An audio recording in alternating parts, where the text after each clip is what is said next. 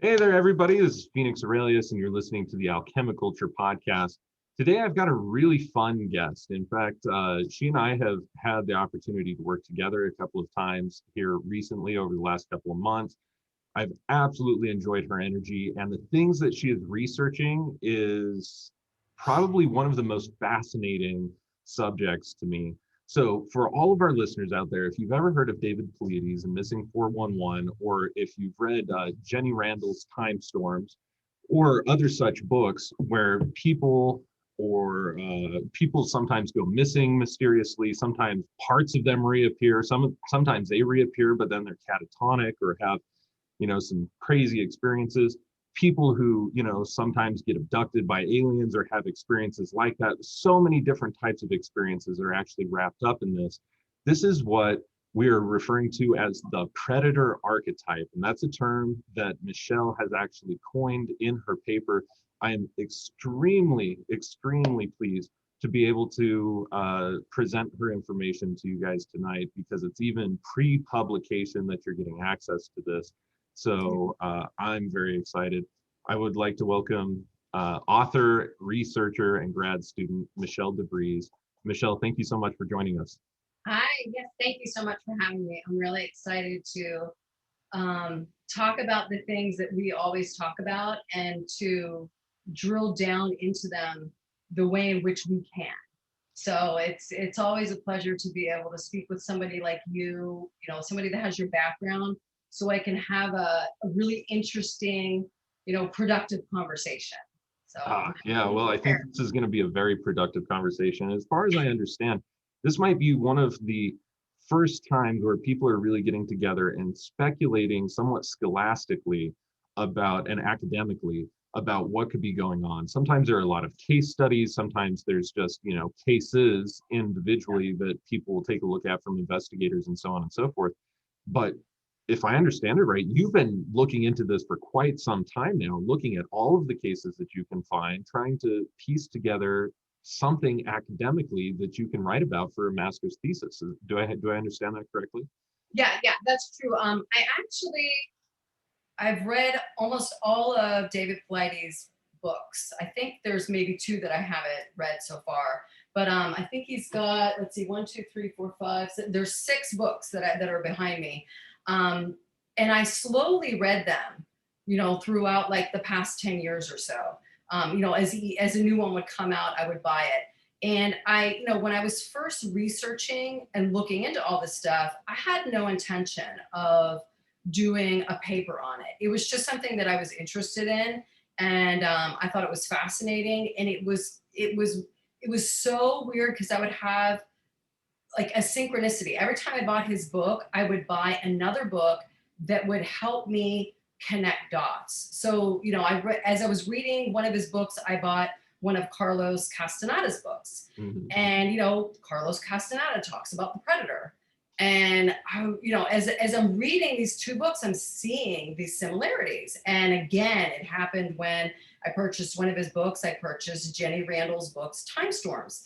And I'm seeing, like, that was just, my mind was blown. As soon as I read her book, and I had already read a couple of his books, I was like, her books are, if you could interview David's cases, because the majority of his cases, they're either deceased or they were never found. So we don't have, a good report, from the actual victim themselves. But in Jenny Randall's book, we have, the witness, we have the victim of this. And Yeah. her entire book is all about, people that were, interviewed.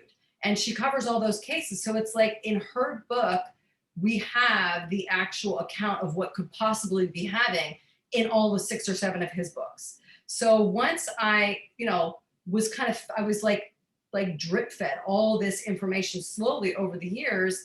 And last year, as we were going into all these lockdowns, I was actually working on book 1 of my novel series. I was working on the edits, and I was getting so frustrated. And that was right before actually our first conversation. And I was so mad with, because I had to rewrite a chapter and it just wasn't working. And I was so frustrated. I was like ready to punch the computer screen. And I finally just said, I'm not going to look at it anymore. So I pushed it aside, and something just said, why don't you write your master's? And I was like, well, okay. So, I get out like all my paperwork. I look at like, the rules, like everything that I have to follow, like how do I have to pick a topic? And I'm going through, have to pick like from the material. And it just hit me. I was like, oh my God, I've read all the books. I've done all the research. I can actually write this paper, easily Yeah. is like a silly word to say, but like I've done all the work. So it's just, putting it all together, piecing it all. And, that's just how it happened. It just kind of flowed, it came out easily from there. So it wasn't anything that I was planning on. It was just that it just happened. Yeah. And something that came to me, and I realized all these books behind me are the books that I pulled from my library that's over here. And I have some more books in the other room. But all those books, I could see the predator in all of these books. And it was just like boom, boom, boom, like lights going off, like, light bulbs going off. I'm connecting dots. And it just kind of went from there. So That's it brilliant. wasn't intentional, but it worked out great. Absolutely. Yeah. Very serendipitous. And it seems like one thing inherently just led you to the next thing. So for some Yes. of our listeners, maybe there's a good portion of them even that aren't familiar with missing 411 or necessarily what that means, or even the phenomena that might be present in Jenny Randall's work. Maybe you could talk just really briefly about some of those cases, some of the things that you're looking at, and let people know kind of a context of what we're going to be unpacking during the next hour or so. Yeah, sure. That's a great like jumping off point. So David Paulides, it's either Paulides or Paulides. People mess up his name all the time, so I apologize if I messed it up. But he is a retired detective, and so he comes from law enforcement background, and he actually backed into the type of research that he specializes in now. He was actually at a national park doing research for something else when the questions that he was asking, he caught the ear of some of the park rangers, and they thought, okay, well, this guy's a retired officer, like detective, he might be able to help us with what they thought was unusual circumstances and behavior. And so they tracked him down where he was staying at, like off the off the park, in a motel or something like that. And they're the ones that presented to him, you need to look into this. And, he's told this story like thousands of times probably by now. So if anybody wants to, do an internet search, he's been interviewed a lot. And, it's in all of his books. He usually does like a summary at the beginning of each book, just to kind of bring you up to speed in case you haven't started from the beginning.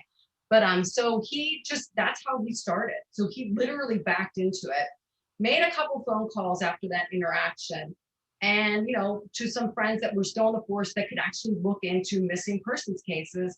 And they said, you have something here. This is really weird. And he just went from there, and he just did what he does best. He looked into it, tried to gather some information, got stonewalled from submitting FOIA, Freedom of Information Acts, to actually get the count of missing people in the national parks and forests. And he was told they don't collect that information. Right. And he was given the runaround. I think at one point a lawyer from the government, like from, I forget, maybe it was from the National Park Service, but a lawyer called him asking him why he wanted this. I mean, they jumped on it. They were like, something was weird because, the way in which they were almost like interrogating him on why he wanted this, it was just, it's been strange from the beginning with him. So what he did is, he gathered all these cases. I forget how many he has by now. I think in my paper, I think I put like 5,000. And he weeded out, he had a team of people helping him, and they weeded out anything that had to do with animal predation, human predation, anyone that was like suicidal, had mental illness, or could possibly have just wanted to disappear. like maybe they owed money, whatever. They just wanted to disappear. So they ruled all those things out. And what they came up with were all these strange cases of people sometimes like disappearing, someone looking back and they're gone. Yeah. Like something that scientifically is impossible to us, to understand at this point in time.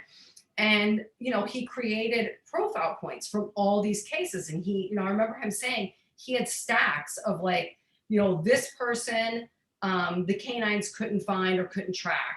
Some of the other profile points were like a storm would like magically come out of, nowhere as they, the search and rescue team was trying to find somebody. So it's like this stack came up under that. This stack, he kept like stacking things up, like people missing shoes, missing clothing, people showing up in like on a trail that was already searched. Like the search and rescue people walked this trail to get to like the area where they were searching, hundreds, maybe even thousands of times. And then all of a sudden the body's right there.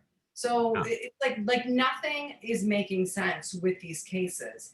And so that's why, you just keep reading and reading, because you're saying to yourself, how can this be possible? How, Exactly. in this day and age, it's still occurring in this day and age. We've got cell phones, we've got, closed circuit TVs, like GPS instruments, so many different types of things. But yeah, it's absolutely absurd at this point that, we don't have an answer to this. Well, and that's one of the things too, is that David is very careful in the missing 411 cases to ever draw a conclusion to what he even thinks that it is. Because as an investigator, he gets hired by the families usually in order to be able to find out what's going on. And when, the thing that stood out to me was when he would go to Yosemite and realize like, wow, there's a lot of people missing at Yosemite. He was able to find the number of people missing at the park somewhat easily. But then when he goes to try and find data about what transpired by way of people looking at them, they didn't want to release that information. It came to light that several of those cases actually had, Secret Service coming out with, Blackhawks and other things trying to look for these people. That's not normal behavior. You don't usually bring in Secret Service and Black Hawk helicopters to be able to try and look for people in a national park.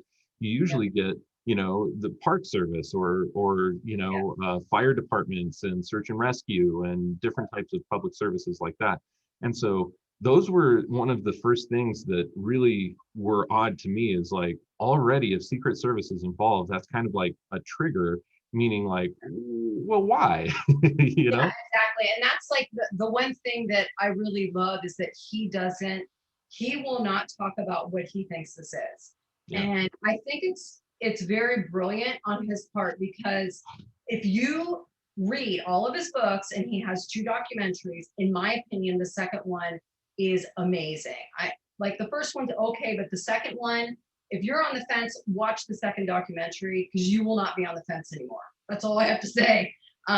But there has been, from what I can remember from all the interviews, there has been 2 FBI agents that the search and rescue people, as well as some of the victims' family members, have said they have seen, at the locations. One of the guys strangely committed suicide. Okay, after, so we don't know if that has to do with this. It's just another weird thing, that happened. Like, this guy was assigned, he's gathering data. Next thing you know, did he freak out because he learned something, or did he already have mental problems, and that's why they just shoved him over there, like, put him over there, maybe he can like figure something out, like, we'll keep him busy. Exactly. Who knows? Exactly. But the point is, it's just, that's another weird thing to add to it. So I know that there's been, the FBI is definitely compiling data. Okay, so they know about this because, as David has said over and over and over again, there's no way in HE double hockey sticks that they're not tracking what's going on here. That's what the government does. Okay, and I've heard one of the authors and researchers that I use is Paul Eno. He has a radio show. like on Sundays. It's called Behind the Paranormal. And I've heard him say over and over again that, who would love to harness this type of technology? The military. So of course, somebody's watching this. We're not stupid. You know what I mean? Like I would be monitoring it, if I was in that position. So anyway, so there have been FBI interest, which is weird because they don't, the national parks agents are perfectly capable. They're actually, I remember David saying they're just as highly trained as an FBI agent. So there's no need for the FBI to get involved at all. And then I do remember 2 cases in which it was the Green Berets, I think, that came in, and it was the one case where the one cadet from the Naval Academy went missing. Right. And then there was another case where it was a very high profile. I think it was a senator got involved, and I think special forces went in. And what was interesting, and I can't remember which case it was, but when they went in, like they went in for a certain period of time, they told the search and rescue people, do not go into this area, like after they came out. Yeah. So it's like, like they basically said, don't go, like, we're warning you, don't go there. Well, what did they see? I mean, if it was something that they could have talked about, they would have said, there's a bear in there.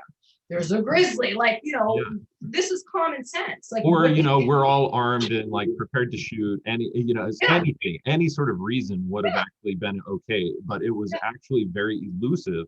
And that was one of the things, like their energy around the way that David says that they had conducted themselves. That was the really triggering part. So first of all, these guys they're not going to be called in for a bear. We have wildlife services for that. That's what they specialize in. These guys specialize in special projects. Yeah, exactly. That's a lot of money. That's a lot of money to spend to put those guys in there to do that. Absolutely. Now, for those of you who are listening here to this podcast, you have to realize that these cases of missing people, it's not just like ordinary cases. Like some of them go missing and then you can find their shoes with their feet still attached, but nothing else. So no entrails, no blood, no anything, just feet completely severed inside a shoe. Well, and also to play devil's advocate, there, like what David always says is the search and rescue teams, God love them for the work they do. They're not looking at this from an investigative standpoint. They're not detectives. So, there could be, I mean, if we want to play devil's advocate here, there could be evidence they're just not looking for. They're looking for the person. That's it. So if a shoe comes up, they're not they're not like quarantining the area, setting up, doing all that forensic stuff, which, I would love for maybe my paper to like get people to actually do stuff like that. Yeah, that's right. So we can, find out a little bit more information on this. But so, they're not really looking for that. So no one has, as far as I'm concerned, besides these special forces and maybe the FBI, like monitoring from a distance, no one has gone in and done a forensic investigation like you would do if somebody was murdered, under those types but of they do thorough investigation in terms of trying to find the individual. And they search entire perimeters and they're finding nothing except for really rare things like, sometimes entrails show up, but just small amounts of the entrail. Like you might find liver and gallbladder just like put on a rock, or a couple of organs put on a rock, or somewhere really visible, and then no other parts like of nothing. that. It's like and the way, like, it doesn't, there's no rhyme or reason to it, because like the one example I think that we talked about the last time we consulted with each other, there was like a skull cap was placed on a rock in the middle of a stream. I mean, it was literally placed there. It wasn't there before, like someone's hiking and they see this, and it had been there so long that it was bleached. It bleached, in the sun. And it's like, who does that? You're out in the middle of nowhere. That doesn't even make any sense. So it's like, why would you do that? So, what I try and do is look at, I have a background in martial arts, and I when I was younger, and I used to participate in self-defense. classes. And I used to like, we would go and teach self-defense, and I would participate in that. And I just remember, the one thing they teach you is to be aware of your surroundings. Always be looking, at what's going on. I'm not saying be paranoid, but, No, be be aware aware. of it. Yeah. Yes, be aware of it. So it's just like, it doesn't make any sense that, that there's this type of behavior going on, because you can't use regular self-defense mentality to protect yourself from something like that, because you have to be able, like in self-defense, they teach you to get into the mind of that individual. Yes. Exactly. As you're walking, like, what would you be looking for? You have to actually think like a predator in order to evade a predator. Well, that's kind of what my paper is. It's deconstructing, this hidden predator, so that we can possibly protect ourselves in some, fashion. So Yeah. Well, I think that that's really, really important. We're pretty much at time for our first break. When we come back, let's go ahead and unpack that a little bit more. Let's talk about some of what had prompted you to really dive into this from the perspective of self-defense. And let's also talk a little bit more about some of the things that you have found and how you pieced some of those puzzle pieces together, and some of the conclusions that you have as part of your theory for your master's thesis. Okay, sounds perfect. Awesome. Well, everybody, thank you so much for listening. We'll be back here in just a moment.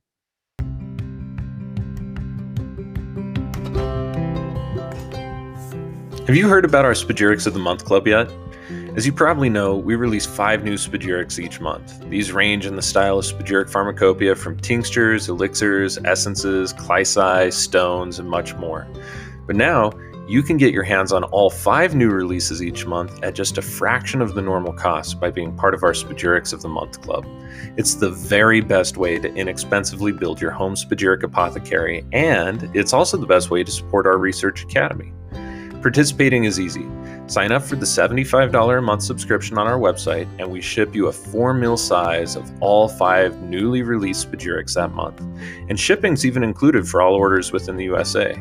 The best part is, you just sign up once and sit back and receive your new Spagyrics delivered right to your door. It really doesn't get any easier. To get started or to learn more, go to phoenixaurelius.org and scroll down to the Spagyrics of the Month Club area on our homepage. As always, thanks so much for supporting our work.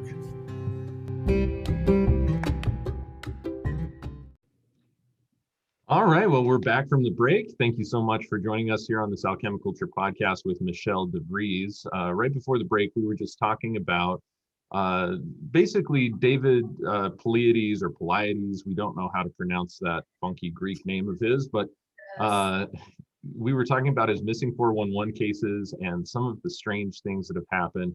If you really want to know more about those cases and have more context of what we're talking about, you should really go online. Just go on YouTube, check out David Pleiades, which I think is spelled Pauliades.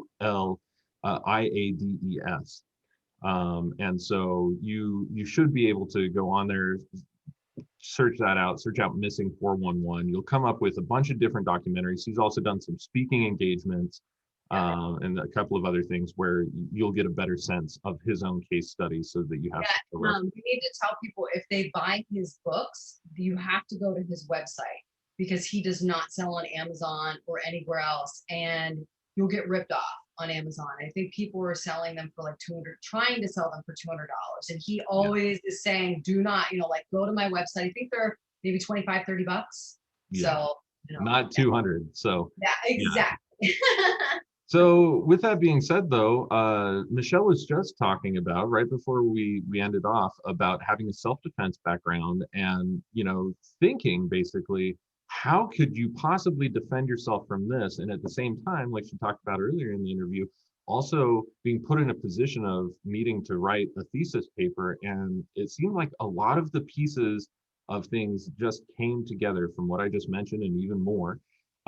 For her to write about this, which had led into a lot deeper investigation. Is that right, Michelle? Yes, definitely. And I didn't realize that I was writing it from a self-defense standpoint until I started writing it. And, as I was going through, and sectioning it off, determining, what research I was going to use, I was going to emphasize versus, something else that was just going to be more quotes here and there. I realized that, at this point, I'm deconstructing this predator. Yeah. And that's when it hit me that, all that training that I had when I was really young, during that time in your life when you're, in those programmable years, between 0 and 7 years old, that really did program me. So it kind of all clicked, after I had started writing it, and I'm, going through and editing, and it really helped me hone in on specific things. Like, I pulled out certain sections and I rewrote them as if this could almost be a way in which you can protect yourself. Just being aware, like the main thing in self-defense is to be aware, expand your perception, expand your conscious awareness so that you can take in more data that's in the field around you. And with self-defense, we're talking about the physical field. Well, with this predator, it is very subtle, it's invisible, it's not human. And, how do you, expand yourself to get into the world of this subtle predatory, like, ruling intelligence? And so I came up with terms and a way in which I could wrap my head around, how do you expand your awareness? And I mean, that's basically what self-defense is teaching you how to think differently so that you can protect yourself. And I had this epiphany. I was like, well, self-defense training, even though, yes, it's physical, you're teaching people how to physically protect yourself, it's first and foremost, it's all about consciousness. Yeah. So And it's you have, yeah. And I was like, whoa, that totally blew my mind. So then I was able to write certain sections in here of, yeah, I'm dealing with something that's invisible, that's woven into the fabric of our reality. It's a part of Earth's, shadow side of, like, Earth's consciousness, the shadow side of Earth's consciousness. But you still can expand your perception and your awareness like you do in the material world whenever you're practicing self-defense. And so I didn't know if you wanted me to go a little bit into that or just Well, stop yeah, there. I mean, one of the things that really stands out as you're talking about that is that, in order to be able, anybody who's watched David's work, you're no closer to understanding what the hell is going on than you were before. And even with Jenny Randall's book and Time Storms, you're also not that much closer. You do have an understanding that there are, rifts in time or space or both, or there are phenomena that are able to happen that create that seem to sometimes transport people, that seem to sometimes disorient people. There's all sorts of different cases in that book and in these cases, but we're still not any closer to understanding what it could be. And that's what I think I'm most fascinated about your theory and your thesis is, because it gives us something that we might begin to look into. And because, you hired me for consultation work, I have had experiences doing intrinsic data field work for Michelle that has actually given me many moments where I'm like, well, okay, this is crazy, but where do I file this information in my filing cabinet? It's only after working with her, a couple of times now that I've been able to get a good understanding, good filing cabinet for the way these things work. Especially our last consultation, I feel like we made a lot of headway in that. So let's talk about this. What, if you had to boil it all down, what is it that you think is responsible for these different types of mystery cases where people sometimes go missing and don't return, or are missing and are returned, but then have, crazy stories to tell or other things like this? What is it? What's that phenomena to you? Well, to me, I would say that it is another aspect of reality. It's almost like a parallel species that is sharing Earth with us, and for some reason it has the upper hand. And the point of, like, but my statement actually says that we are not at the top of the food chain. And all of the researchers and the information that I'm using in here, a lot of those people came to the same conclusion, that we are not at the top of the food chain. And you can see that through David's profile points, and you can see that through Jenny Randall's time storms cases. And so this predatory entity, we can call it that, has many faces. And that's why I call it the archetype of the predator, because it seems as if, in this reality, we have such things as archetypes. And to me, an archetype is a science and a technology that allows you something like, we are, human beings with souls, energy type of beings is what a lot of people classify us as. So these archetypes allow individuals like us, as well as individuals like this predatory species, to interact in this reality. So an archetype, in my opinion, is a science and a technology that offers rules of engagement. So whenever you talk about a specific archetype, and I'm looking at Carl Jung's 12 archetypes on my wall here, he does not identify a predator as one of them.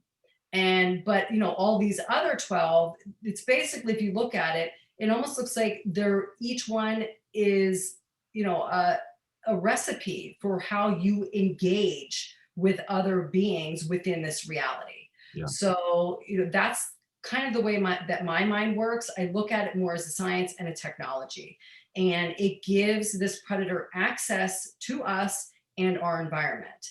And I actually break down some of the sub archetypes into a couple different sections where I say that they're very similar to the way in which we give out licenses for hunting, for fishing, to drive a car. When you get that license, there's parameters, there's rules, there's regulations.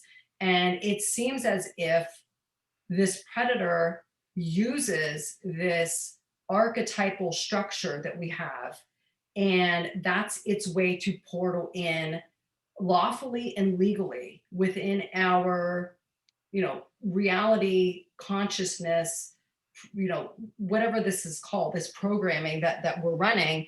It gives them the authority to come in and, based on what their vibration is, are they a hunter? Are they a scientist? Are they a shaman? There's different categories that this predator can come in and participate with us. And so I came up with those sub-archetypal titles because after going through Jenny Randall's cases and David Plaidy's cases, I was able to kind of fit them in. It's like, well, with this individual, they were definitely preyed upon. This would be a hunter. It would be like somebody going into the woods and during deer season. Yeah. That's exactly what the behavior modeled itself after. And then there's 3 individuals in my paper that they actually had an evolutionary growth process of the mind, okay, which is like a fancy way of saying they had a paradigm shift. And that would be Paul Eno, Jerry Marzinski, and Sherry Sweeney. And I highlight how they went head to head with this predatory archetype, but they came out, almost on top. They came out more, evolved in a sense where they can now go head to head with this predator and survive it. So that particular predator that worked with them would be more of like a shaman. Because they went through some type of like initiation, it almost seemed like. Yeah. And they survived. And I call that particular archetype the sink or swim. So there's the sink or swim, which is like a shamanistic type of predator. And then there is, there's a like catch and release, and snatch and grab. So catch and release would be more of like the scientist or the sportsman. Yeah, like a scientist that takes somebody, does whatever they do, and brings them back, and their memory is wiped. That's very similar to us darting an animal, maybe because we want to study their migratory patterns. Yeah. We dart them, we do whatever we do, they wake up, they don't remember anything. So, I'm trying to take the behavior that I'm seeing and basically put them into patterns, and then take those patterns and look at, well, what do we do as human beings to the plant and animal kingdom? Because we were given dominion over them. So what if this predatory species was given dominion over us? They would operate almost in the same capacity. Exactly. Well, and you used a metaphor actually one time, Michelle, when I was trying to get a context for what the hell it was that you were even hiring me to do.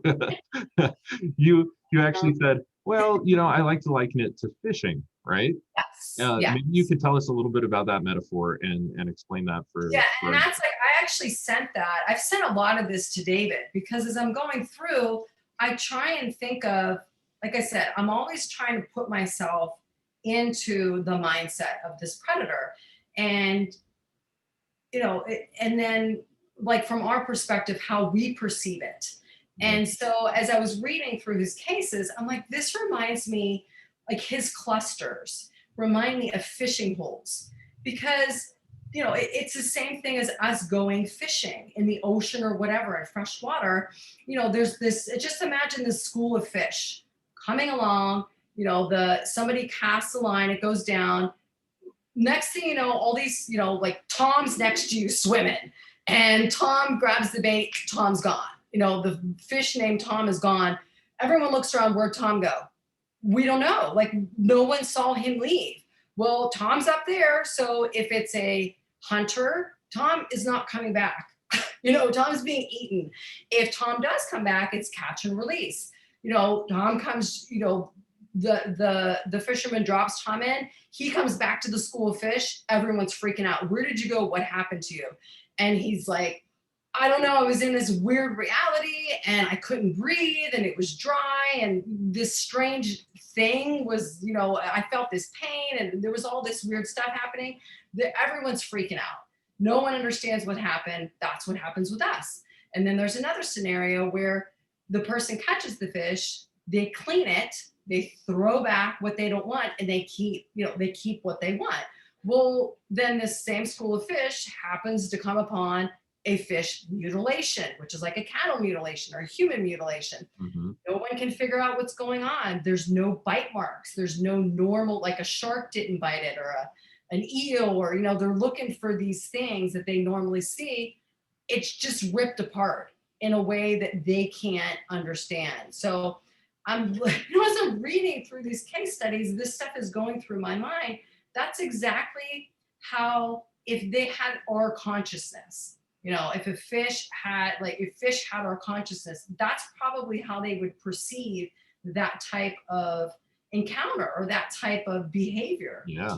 So that's kind of where my idea of these cluster zones are basically hunting grounds, or fishing. It's like a fishing hole or a hunting ground.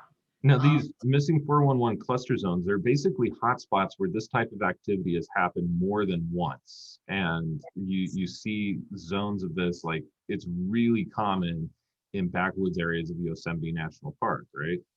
And Yes. It's really common in actually several of the larger national parks. You'll see crazy things like that. But allegedly, there could even be other places where these zones could be that possibly we don't know enough about. Of course, I'm sure a lot of our listeners have watched Stranger Things, and or have read Stranger Things, and know a little bit about, like, okay, maybe there could be towns or even government things or whatever else that are creating these things if we use our imagination. That's kind of a far-fetched, though, for a lot of people. Yeah. Maybe we could talk about the concept of these beings, this predator archetype, being a race or a civilization not so different from us, but possibly in another dimension. I think the phrasing, when you hired me, I think the phrasing that came up the highest, which was like in the high 90s for accuracy, was, is it correct to call them a multidimensional, or sorry, an interdimensional entity? Yeah, actually, that was, I think it was 100. I remember when that one came up Yeah, I because, think um, I remember it's like 98 to 100. yeah, Somewhere it in was, a lot of the questions that came from my paper were in the 90s to almost like, I tried to dial it in at 100.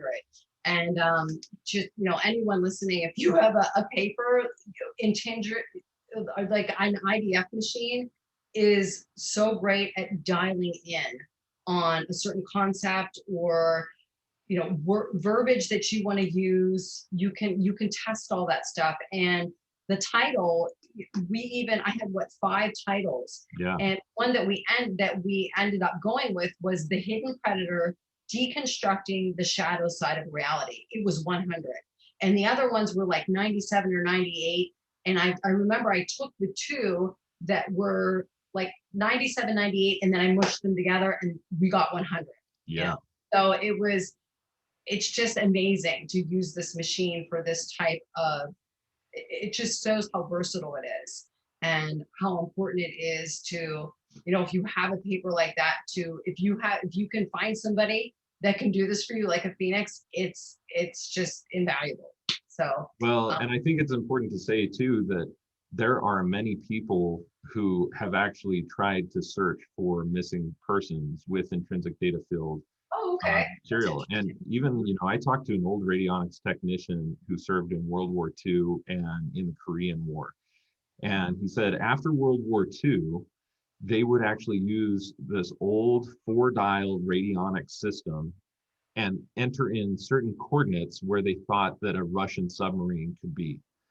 And they would actually find out where it was, send a naval vessel over in the area, and pick up actual echolocation of the Russian submarine. And they were constantly trying to monitor this, for many years. And eventually the program got shut down within the Navy, which was the Department of the Armed Forces that this radionics technician was in. Now, he wasn't just an old radionics technician. He's still a doctor. He's 97 years old. He's a doctor of chiropractic medicine. And he likes to use radionics instruments to be able to find out what's going on with his patients. Sometimes in relation to the spine, but sometimes in relation to other things as well. So when he talked to me about that, one of the things I started doing is every Amber Alert I get, finding out, is this person still alive? Is this person, in this city? Is this person still driving the same vehicle, or these types of things? And if I get any sort of hits, I'll automatically call the police department and say, I'm not sure if this will help you. I use, radionics instrumentation. I do this type of investigation. Take it with a grain of salt, but here's the information that I'm getting. So has anyone ever gotten back to you with, that helped? No, I mean, it could and it could not. I think a lot of it will probably just be discredited, but knowing that I have information like this, I can't just set it aside. Yeah, it's like I gave it to you. If you choose to use it, then that's up to you. Yeah, I'm out. Like I gave it to you, I'm out. Exactly. Ethically, I feel better about doing it that way. Well, it's funny when you said that they stopped the radionics in the military. That's code for it went dark. They don't, if something works, they always say that, well, we're not doing this anymore because it's blah, blah, blah. No, it's black projects. Yeah, exactly. Yeah, we figured something else out with it. Well, and there are IDF instruments out there. Like I think there's one, it has a really chintzy website called the Spellcaster, and it helps you to curse your enemies and to attract money and do all these like little program spells that they have inside of it, which is funny because realistically the same thing and so many more capabilities are with the SE5. So when I saw that for like $1,800, it's like that's a waste of money. You may as well get the real deal. But that's one of the things that I love to do is for folks like yourself who are doing investigations, like, well, here's what the intrinsic data field of what we're searching for is reading in as. And you asked me some really poignant questions like, is this an interdimensional entity? Yes. Are there extraterrestrial entities? It's like, no. Are what we perceive to be extraterrestrials actually interdimensional entities? Yes. So if they do live on other planets, they live in a different dimension on those other planets where that planet currently inhabits space, things like that. So it has brought a lot of interesting clarity to me in terms of conceptualization of these terms using the best language that we have available to us. And I think what I love whenever you do hit, in the 90s, or you get like a spot on 100, it honestly, it's like common sense. It makes sense. And so when we were going through all this, it's like we're talking about, things that aren't really tangible. You're talking about interdimensional. That's, a lot of people are like, okay, I'm tuning out, roll my eyes. But think about it. It just makes sense that there could possibly be another state of existence, of reality or consciousness parallel to us. Oh, yeah. That is interacting with us. And I talk about that in my paper. It's not hard to wrap your head around that. We are separate from the aquatic realm. And it's funny because I put in my paper that the government body that's like over oceans and lakes and stuff like that, on their website, they say realm when they're talking about the ocean. It's like, okay, that's a sci-fi term. What is this doing on this scientific government website? So I'm like, well, they look at it as a realm. Yeah. Well, it's different enough from our perspective. I mean, Yeah. everything's different. You don't breathe air through conventional Exactly. ways. Yeah. You don't move through space in the same ways. There's different gravity, everything. And I actually put an example in there that we are the only ones that seem to have a problem traversing the realms or the dimensions, because we have animals that survive in both the aquatic realm as well as like the air realm. So, you've got dolphins, you've got frogs, you've got amphibians. And it's funny because I put in there, I do a lot of word origin and etymology. And I think amphibian means like living, like multiple, like living in multiple existences or something like that. I was like, that's fascinating. So it's like the animal kingdom has no problems with crossing these realms. Yeah, They do it to survive. They do it every day. So what makes you think there's not something else that is doing that with and I call our realm the etheric realm, because it's like it's a big ocean of electromagnetic waves, cymatic waves. And so I give the examples of, well, when this predator comes here, they really don't seem to stay very long. And if they do, this is why I came up with the sub archetypes that remind me of a license. They have to get a license to come here, because they don't stay very long. If they do, they basically just get in and out. They get what they need and they leave. And if they do stay, they have to be almost attached to you. And I know you're going to interview Jerry Marzinski, and he will talk about that. And if you ever get like Sherry Sweeney on, who was his like colleague and co-author, she talks about that as well. And there's a ton of other researchers that. Well, let's just pave the way for that, because in Jerry Marzinski, who is a retired psychologist and psychiatrist, if I remember right, who worked in the prison system. Just a psychologist. He actually worked under the psychiatrist. Yeah. Got it. So he was working in the prison systems, though. He was able to see lots of cases of people with characteristic diagnoses like multiple personality disorder, schizophrenia, things like that. And he was able to see that there was actually something somewhat paranormal, if we want to use that term, or metaphysical, actually happening in these cases. And so I think that ties in so beautifully to this work, because like you said, they don't usually stay, but sometimes they can. And here is the evidence for certain instances where we think that this is how they might. So they latch on or, swap spaces or other things, which ties into a large number of other things, the concept of walk-ins and, et cetera, et cetera. Even hauntings to a small degree. Genre of spirit attachment therapy, spirit release therapy. I have a whole entire row just on those books alone. And it's fascinating. You can see the predator in those case studies as well. Dr. Michael Newton, I think he wrote 3 books. Yeah, I think there's 3 books. He did 14,000 cases of, doing this hypnotherapy, like hypnotherapy technique that he created. And it was for spirit attachment therapy and spirit release therapy. And all of those, the books that I have, they're all either psychiatrists or psychologists. And they all in their own way stumbled upon this hypnotic technique. And they'll all say in their own words, this is not proof of like reincarnation or anything like that. All they know is strange evidence. Yeah, it works, and they're using it and they're healing people. Other than that, they're out. Like they don't have any type of they're kind of like David and Jenny, where they just say, this is the result of what we're doing. We stumbled upon it. We found something that works. We're continuing to do it. Here's our evidence. You figure, you come up with what you decide how you want to take this. Yeah. Well, and I love people like that because it's so mature. It's such a mature and objective and just grounded way of looking at this phenomena. If you overthink it, or if you take some like grandiose idea, it just waters it down. All you have to do is look at the cases. That's it. And you're going to say to yourself, something is not right in this world. There's something wrong. There's an error. There's something weird.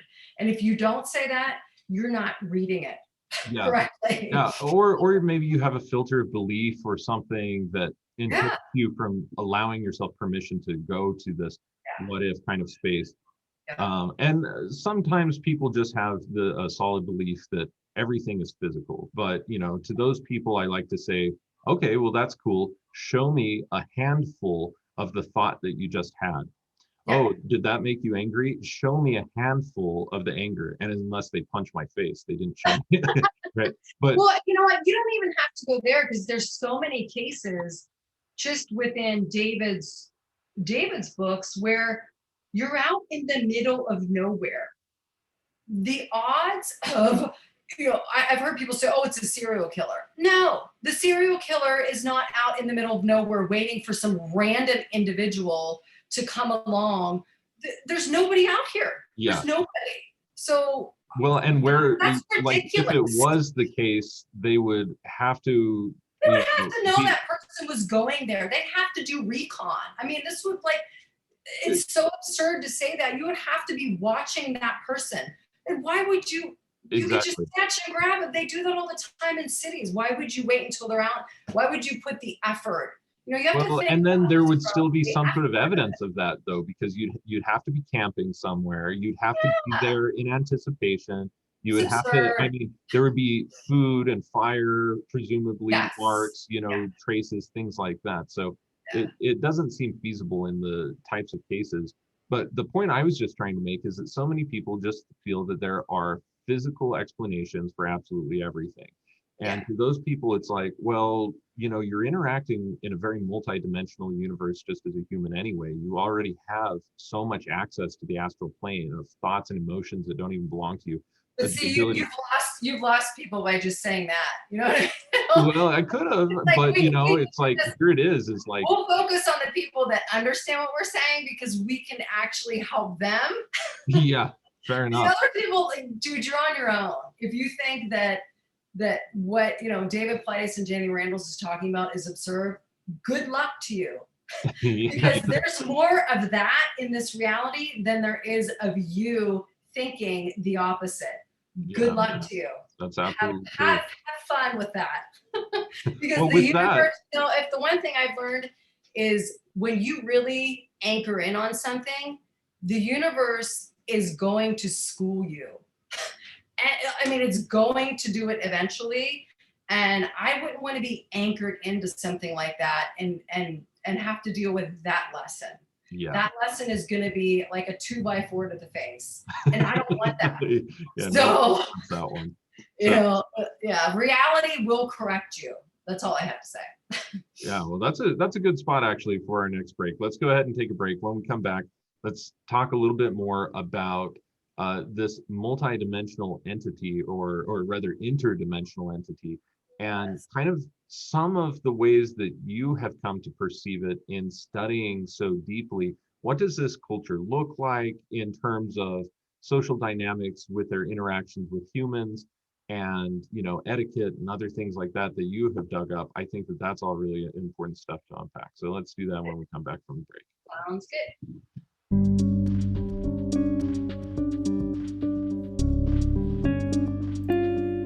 In today's age of rampant toxicity, it's important to have effective products at your disposal to maintain balance and well-being.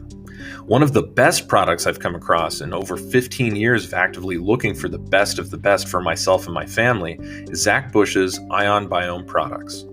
Ion Gut Health in particular supports the body's production of beneficial enzymes through cellular communication. These enzymes help support the seals between the cells in your gut lining, thereby giving you a first-line defense against invading toxins like the infamous glyphosate that's so notorious for completely destroying gut microbiome health. The most recent scientific studies suggest that somewhere around 70% of the human immune system is built in the gut and the gut lining, and this barrier is critical for your total well-being. So if you're anything like me and you care about the total health of you and your family, then do yourself a favor and order some Ion Gut Health today. Visit phoenixaurelius.org, scroll to the media tab, and select the Alchemi-Culture podcast page. From there, you'll see a link for Ion Biome's Ion Gut Health. And, as with all the links on our podcast page, this company offers us a small percentage of sales to help support our research and make this podcast a possibility.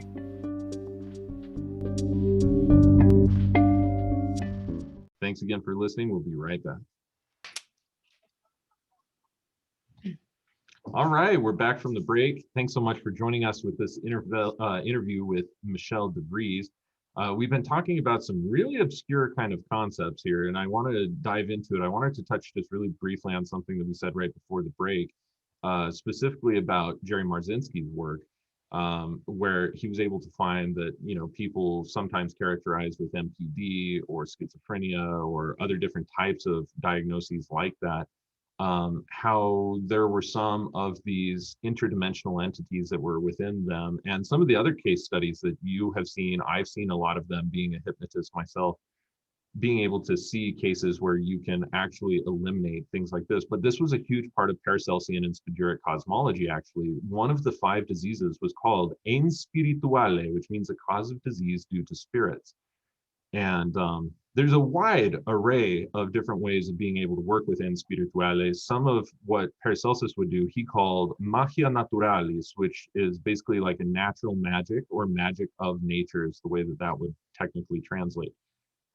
Meaning that you're not transgressing anything, you're not working with other entities to draw these entities out for you, you're not doing things like that. You're basically using bioresonance through symbols, through sigils, through talismans, basic things like this, in order to create a vibratory space where it's not conducive for these types of things. So for those of you listening and being like, oh man, what's all this woo about? Well, it's not woo, it's actually part of the alchemical cosmology and has been for thousands of years. And it's been tied up when you take a look at traditional alchemists and you take a look at magical practices. They usually go hand in hand, because that's 2/3 of the Hermetic corpus. The other component to that corpus, of course, being astronomy or astrology. So with that being said, though, from all the work that I've done with you so far, Michelle, and also what I'm ascertaining from this call, let me just kind of paraphrase what I hear as being how we can classify this entity and try and give some sort of concrete nature to it. And if we need to shape it, more like a sculpture and chip things off or completely start over, I want you to just kind of be like, well, here's this and here's that. But it seems as if, based on the IDF investigation and the answers that we have, that we know that this thing is an interdimensional entity. We also know that there is, or at least I have evidence based on the intrinsic data field work, that This interdimensional entity relates to humans in the way that humans relate to other humans and also to other aspects of nature. What that means is that they have a social construct, and they also have social constructs for the jobs of interacting with nature. So like we were talking about, we might keep pigs or cattle or sheep, and then we might slaughter them. And if you're a farmer, then you have the context to do that. If you're just in the city and you go out and you murder goats, then that's a whole different thing that there is no context for. So it's like a sociological role within that social construct. Yeah. And it also seems like, based on the archetypes that you have presented us with, that there are different sociological roles that allow for the interrelationship between their dimensional species and our dimensional species. And it's usually one of predation, thus the term the predator, but it's not always malicious. In fact, I don't think that it ever is malicious, is what we found out on the last. Oh yeah, when you asked, were, I forget what it was, like, is it malevolent, or are they interacting with us through pure like evil or malevolence? And it was zero. Yeah, So maybe I should actually, is it okay with you if I actually pull up some of these questions, Michelle? yeah, sure. No, that's fine. Yeah. It goes along great with the people that I chose to put in. There's I could have gone on and on with this paper, but I had to I had to pick and choose. So the reason why I chose the people that I did is because Jerry Marzinski is going to show you a different face that this predator takes. There's and that's why I call it the archetype of the predator, because an archetype is a broader term, and then there's these subgroups that come under it. So a predator can come at you from all different angles, which is why I had the snatch and grab, catch and release, and sink or swim. And so with Jerry and Sherry and Paul, they fell under the sink or swim. They actually swam, and they could swim around with this predator, and they could hold their own. Now there are people that sink, and with Paul Eno, with his experience that I document in here, he was a part of investigating one of the most haunted houses in America, and it was one of the most haunted that was documented, I should say that. And it was with first responders seeing what was going on. We're talking firefighters, police officers, clergy was there, Ed and Lorraine Warren were there. So this was back in like the late 70s. But an example of a sink or swim was in that particular experience, Paul Eno swam. He went on to write books. He didn't become a priest. He actually left the priesthood. But he talks about this a lot on his radio show, and I have 3 of his books. But he swam, and he had an evolutionary growth process of the mind. Now there was a police officer there that he talks. I've heard him tell the story, and it's in this one of his books. I have it right here.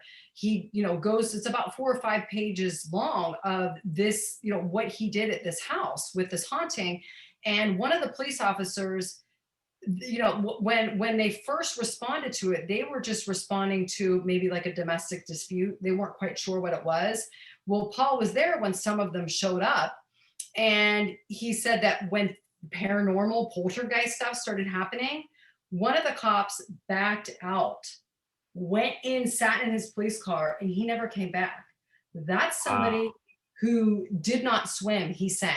So I would love to interview that guy today and see if he ever recovered from that, because that's what I'm talking about with the sink or swim, that aspect of it. Yeah. And that's where like the shaman predator comes in, because it's an initiation of sorts. It's an initiation that's predatory, but you can come out on top. So that's the positive side of my paper, is that yes, this is a predatory thing, but look at all the people that survive just shark attacks. I mean, look at that one girl that she lost her arm, that surfer, and they did that movie on her. And, now she goes and does, presentations. She speaks. She's like this person that you can see hope in life, through That's absolutely interacting with true. the Yeah. predator. Well, those, Jerry and Paul and Sherry, those are people that will give you hope that, Jerry worked in basically the concrete jungles, of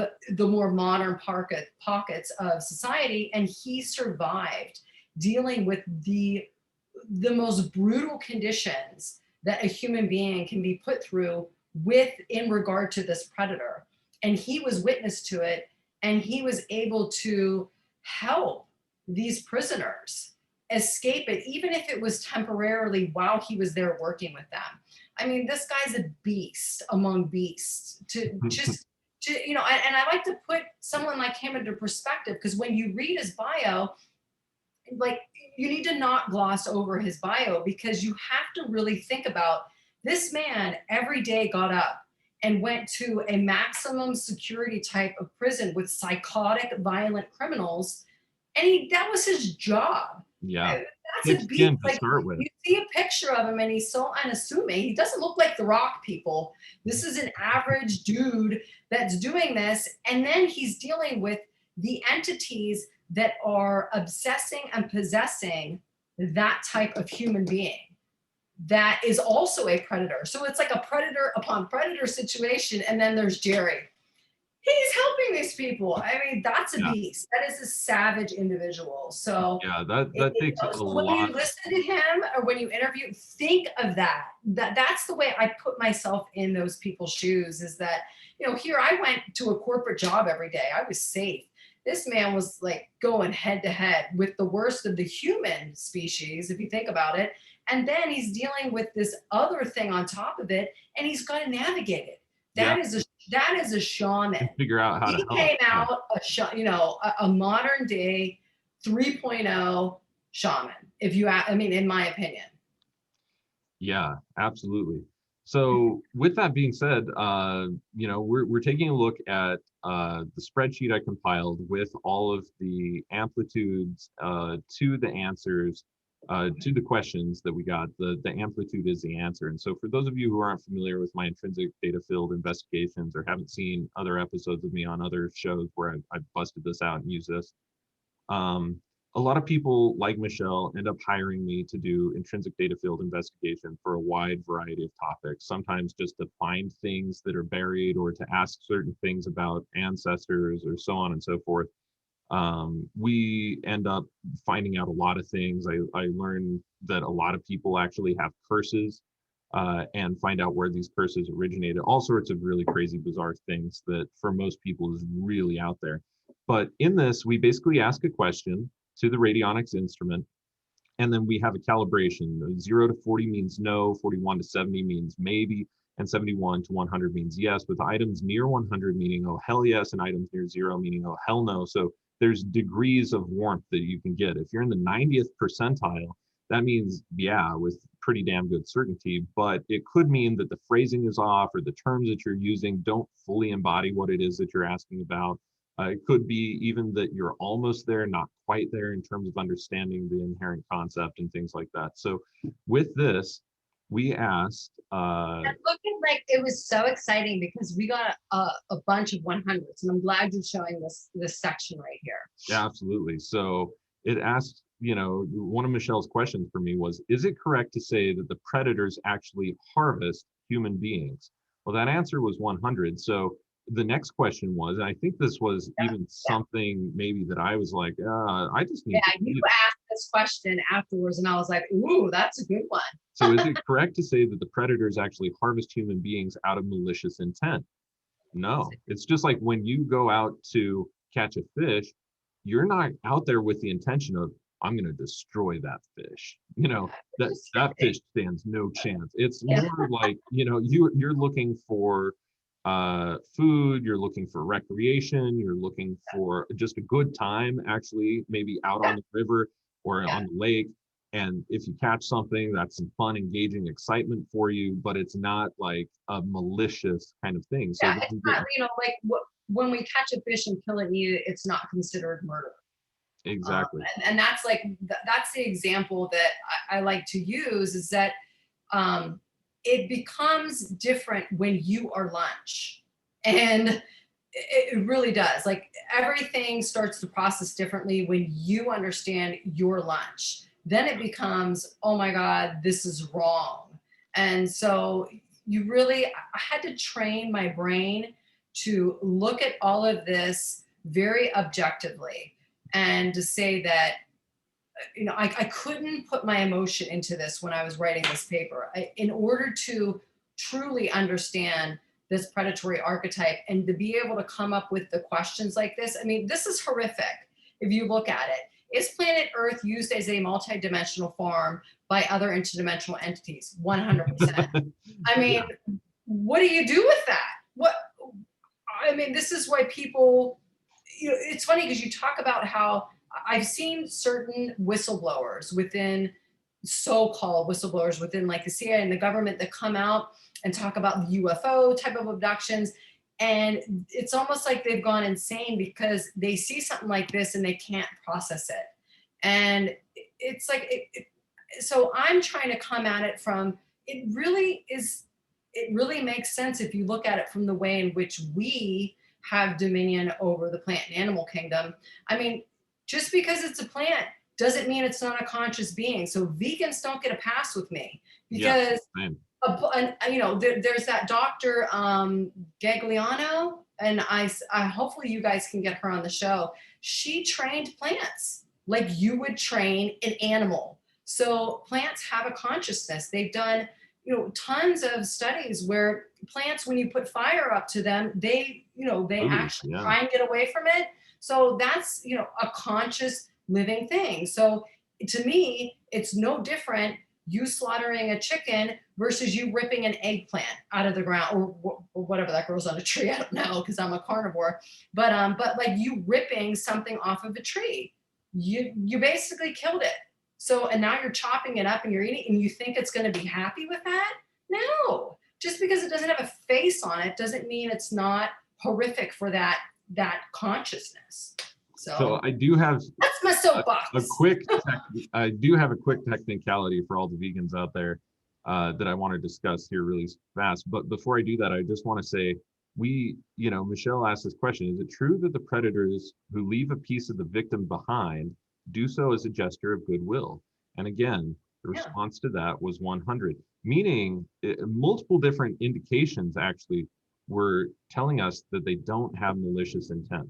So now back to my little vegan clause. I was vegan for many years. A lot of you who are listening to this know that. I was vegetarian for almost a total of 10 years, raw vegan for a portion of it, Pythagorean vegan for a long time too, to the point where I didn't like harvesting roots. Now, where you harm an organism, like any fruit, flower, seed, nut,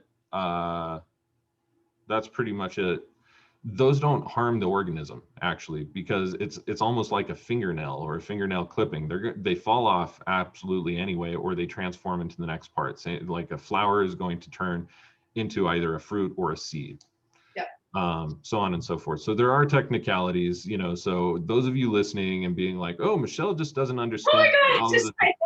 I got to tell you, I'm pretty sure she does understand that. She was just saying like, listen, plants have consciousness, and you can't just say that, oh, I don't like to harm this type of organism that has a face, but these other organisms I'm completely game to. That's actually not a good logical argument, because if I were to show you the electromagnetic output or show you a Kirlian photograph, just even hovering a knife over, say, lettuce leaf, or about to harvest a head of lettuce, they don't like these things. They scream out. They have electromagnetic radiation that shows a state of fear and of shrunk vibration in such a way that you can clearly tell that there is a response happening. So and that's like, I totally changed my perspective when I listened to that doctor talk about her experimentation. And it almost sounded like she was talking about training a puppy. Yeah. And I was like, whoa, it was just like, I had one of those paradigm, shifts where, like this money tree behind me. I mean, normally I have him facing the other way. I call him he because I named him Monty, the money tree. But he goes towards the sun. So I turned him this way so because he's getting kind of lopsided. Yeah. So I'm forcing Let's him go back that other way. yeah, forcing him to go back, and he will over time. So, that he's conscious.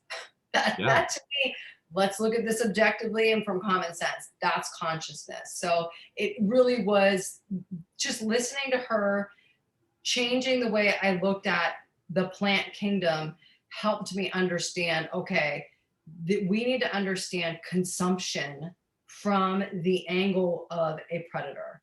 And, that's why we ask those questions. So if you look at it from that way, when you see something like that skull cap that was laid on that rock, what were they thinking? And it could be that they understand the human behavior of closure. We like to bury our dead. We like to understand when something happens, even if it's horrific. We don't want it to happen, but at least we have closure. We have something to hold on to. We don't have this question up in the air that's going to plague us for the rest of our existence. So that whatever that predator was like, oh, I'll just leave this here, thinking that was a good thing to do. Meanwhile, they don't realize that now the person who that belongs to, their family, knows that they were basically dismembered. I mean, there's no other way of saying it. So, but the predator doesn't think that way. You've got to take the emotion out of it in order to understand the behavior that was exhibited. Exactly. So that's what I do in my paper as best that I can. And I don't want to sound like a Miss Know-it-all. So that's the best I can do with the data that I have. Yeah, again, it's a thesis, and so these are theories that are being put out there. Speaking of theories around this, I want to try and define this a little bit more. So basically what we've said so far is interdimensional entities with some social construct, with things similar to scientists or farmers or hunters or sportsmen or shamans, things like that, that actually interact with our species and our dimension. Now, one of the things that almost every surviving case, now these come up in Jenny Randall's books, right, where she talks about cases of survivors who have been in these time storms or have been caught up in a term called atmospheric quicksand that you introduced me to. When they come back, they have feelings and report things that they were nauseous, very disoriented, almost like they were on psychedelics in a certain way, which made you think that maybe they were producing higher levels of GHB in the brain, right? And if I remember that was my theory, but we ran that up against the IDF machine. And so the reason why I was correlating that in the first place is because as I was reading the case studies, I realized that those were almost exactly the same symptoms that you have when you have too much GHB in your system. And there's actually I didn't actually put the name. There's actually a disease in which your body does produce high amounts of GHB. So my theory is that if the human body is capable of doing that on its own, even if it's like a genetic anomaly, then it should be able to be induced from like wirelessly through an artificial means but using a science that we don't understand. So that's what I'm talking about. When this predator has the upper hand, they understand our physics or a different kind of physics that we maybe we just haven't evolved to yet. So they have this ability to manipulate us from a distance, it appears. So it's something that have to do wirelessly, and it has to do with like our central nervous system, because one of Jenny Randall's cases, the guy, after he had his experience, went to a doctor, and his doctor said, your central nervous system was messed with in some way, because he had trouble driving. He even said, and I'll try and remember the quote as best that I can, that he had trouble with this. He almost felt like he was having to learn how to drive all over again. This is a grown man. So, and that was after he got entangled in this time storm. So there is some way of the predator understands how to manipulate us into either incapacitate us like we do when we dart animals, or creating an altered state of consciousness in which they can then allow us to like misremember, or confabulate something, which is something that a word that comes up whenever you're doing hypnotherapy sessions. A lot of people will confabulate because they're either forced to remember it in a specific way, like a false memory, or it's just naturally something that is a false memory because you're in this altered state of consciousness. So there is some type of manipulation from a distance that is identifiable in these cases. Now, that's not actually unheard of. Like even in the animal kingdom, they've learned that a tiger's roar can actually stun its prey, and Yes. it does that through an electromagnetic wavelength in its roar that actually acts upon the brain, and it creates a type of electromagnetic seizure basically to the animal that gets Yeah, and paralyzed in fear. there is I have a link to an article that talks about how a human being will freeze whenever they hear a lion roar, and that is you're reacting to that.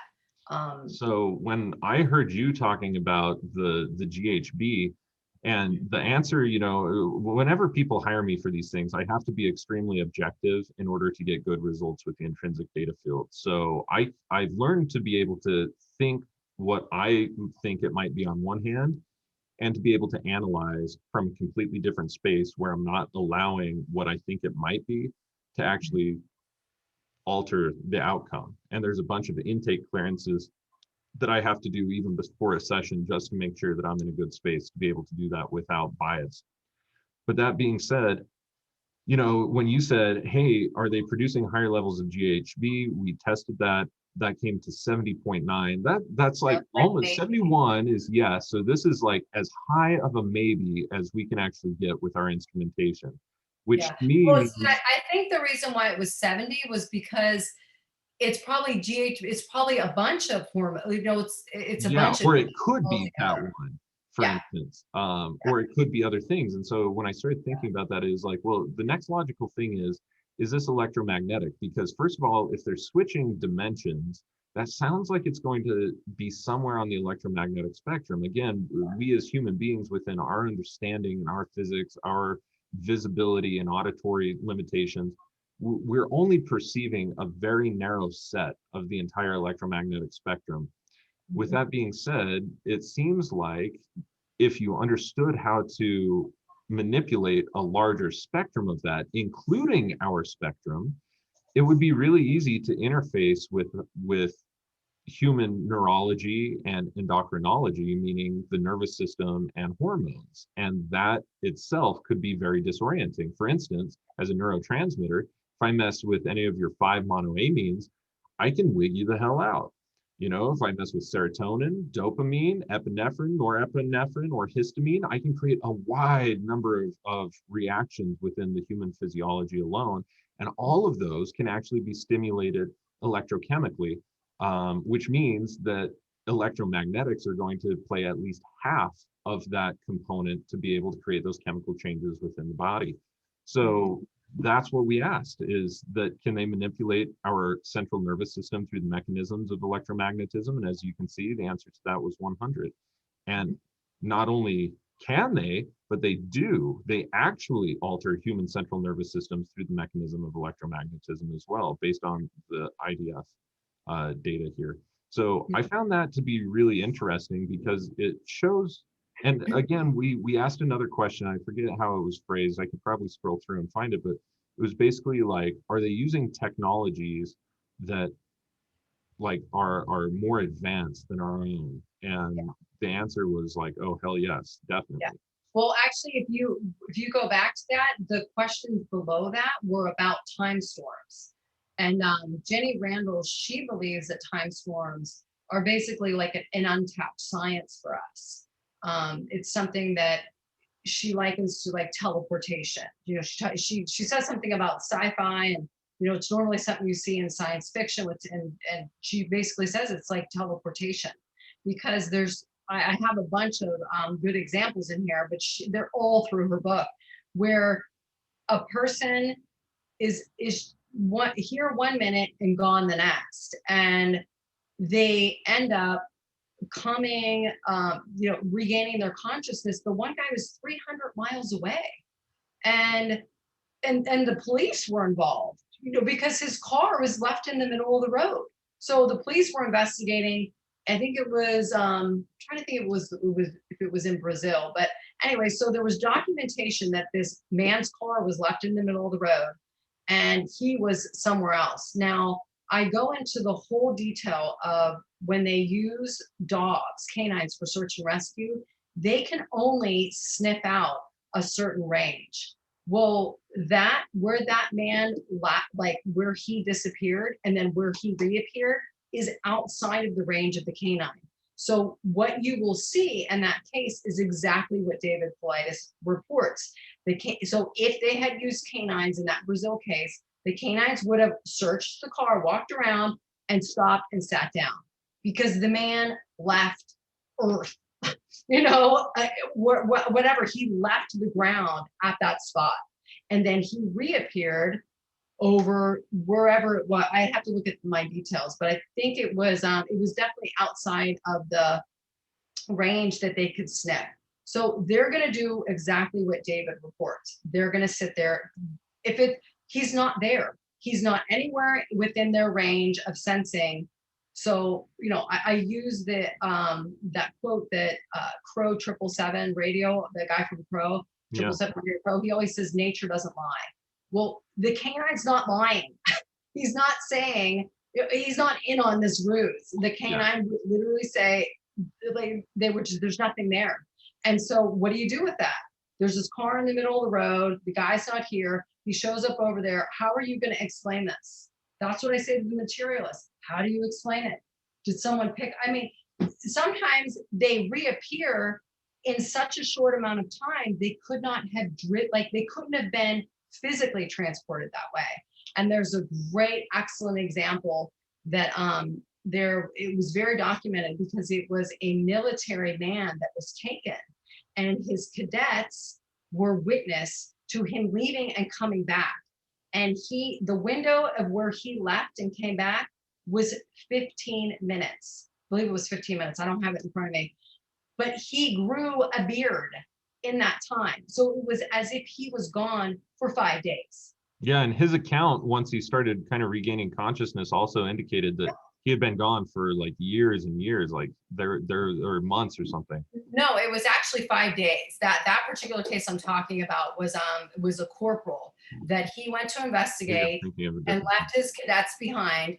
And he went in one direction, like in hospitable terrain, because they were training. It was a training exercise. He was getting recruits ready to, basically work in this inhospitable terrain. So he went to investigate something, and it was like 5:15. It was minutes later. He came back from behind. He came back walking at them in this catatonic state behind them. And when they went up to him, he had a beard. He had 5 days. She says he had 5 days worth of growth, and his watch stopped. It was insane, the amount of data that they were able to collect, because this was, a military man that this happened to. So, there's reporting, and it took him, because of where they were at, it took a while to get to civilization where they could get help. And he, even getting to whatever the next city was, he still didn't have full control of his faculties. Okay, this is a trained military man that is supposed to be trained to handle situations like this, and the man isn't even coherent. So this is a perfect example of what could possibly be happening in the missing 411 cases.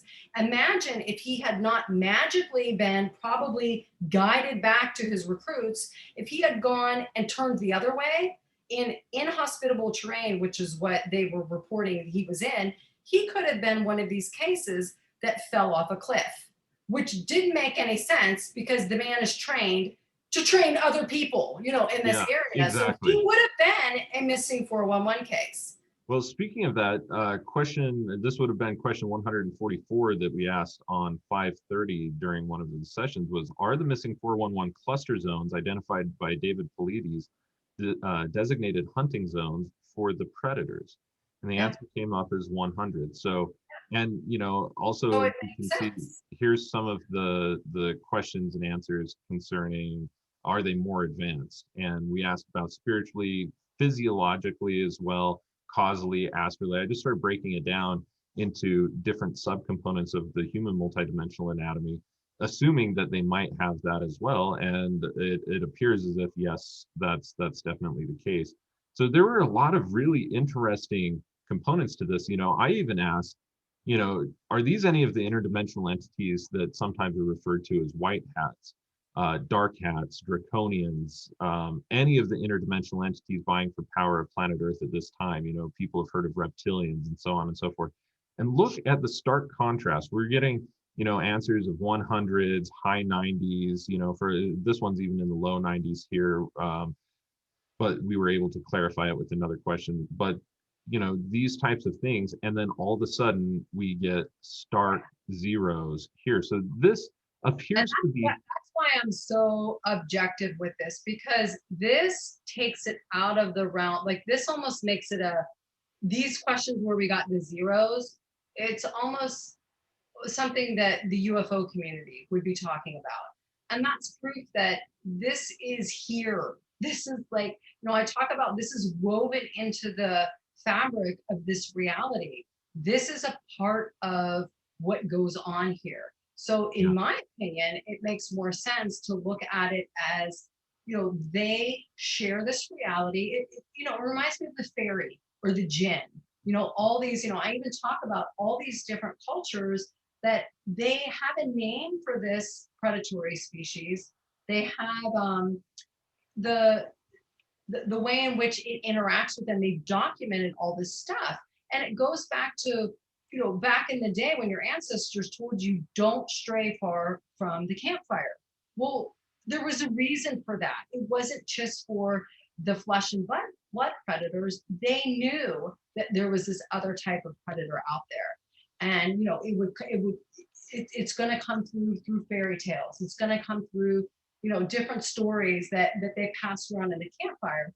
And it could be a family tale that's passed on, but there's always a little bit of truth to those tales that are passed over time. And even fairy tales, they were what created to teach children things about the adult world.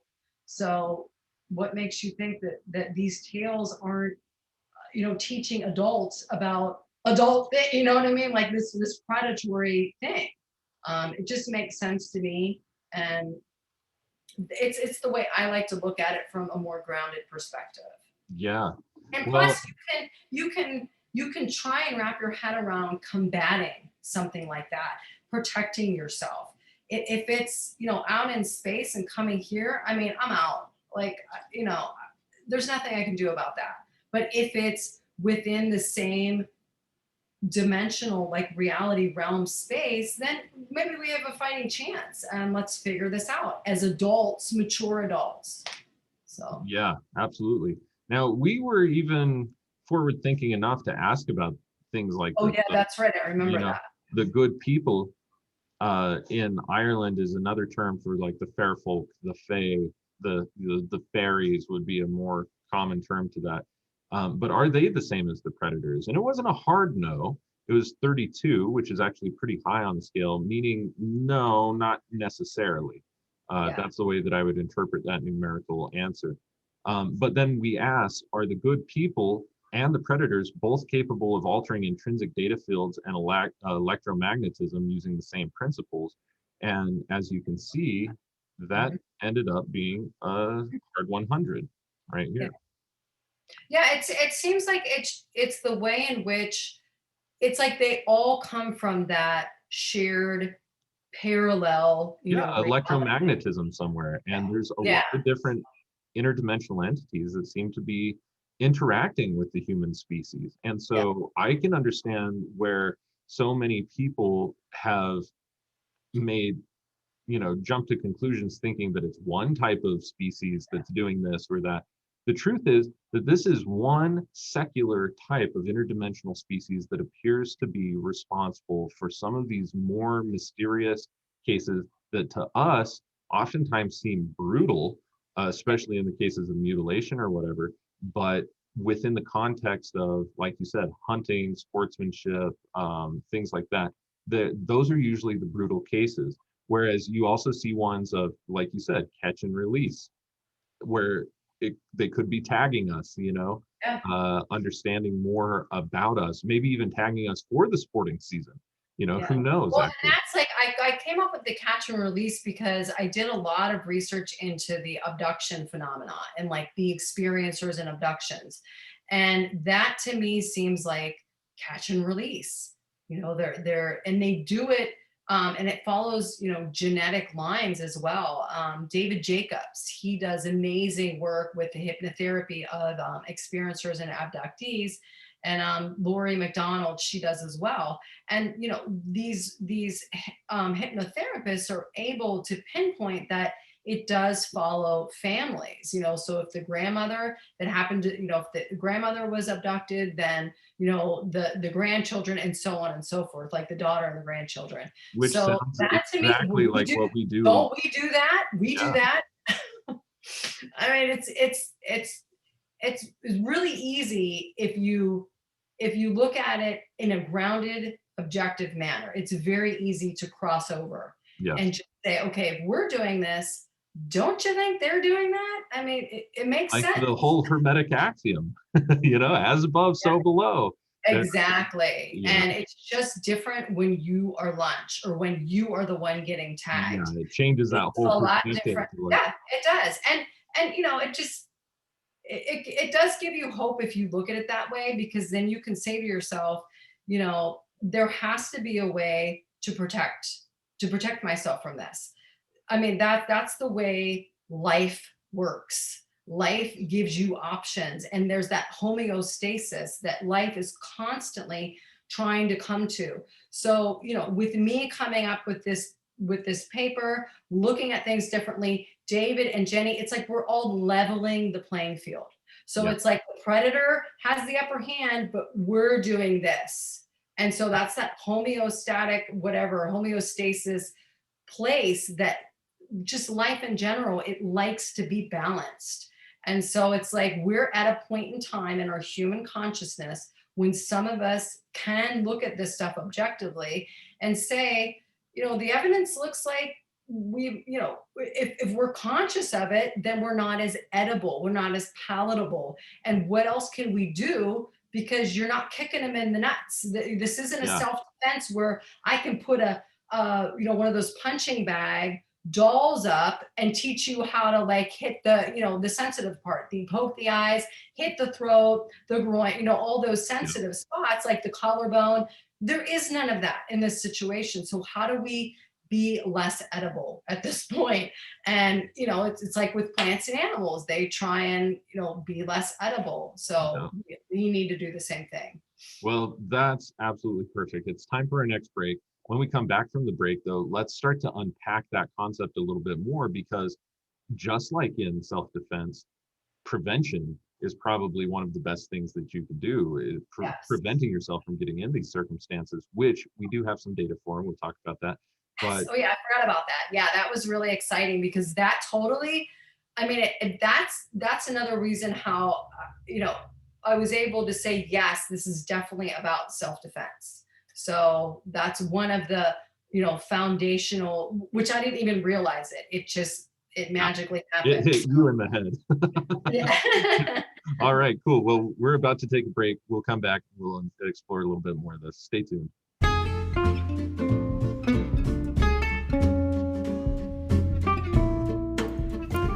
Are you looking for the highest quality herbal supplements and remedies for your home apothecary? Or maybe you're looking to take your spellcraft, magical workings, or offerings to the next level. Whatever your reasons might be, we have hundreds of herbal spagyric items available, and every purchase supports our work and helps bring spagyria into the light of the modern world. Here at the Phoenix Aurelius Research Academy, we produce dozens and dozens of items of spagyric pharmacopoeia each year, even though we only need a few samples for our research purposes. So the remaining quantities are available to the public in our online spagyric apothecary. Only the highest quality natural, organic, biodynamic, and ethically wildcrafted materials go into our products, and every purchase you make helps fund our research.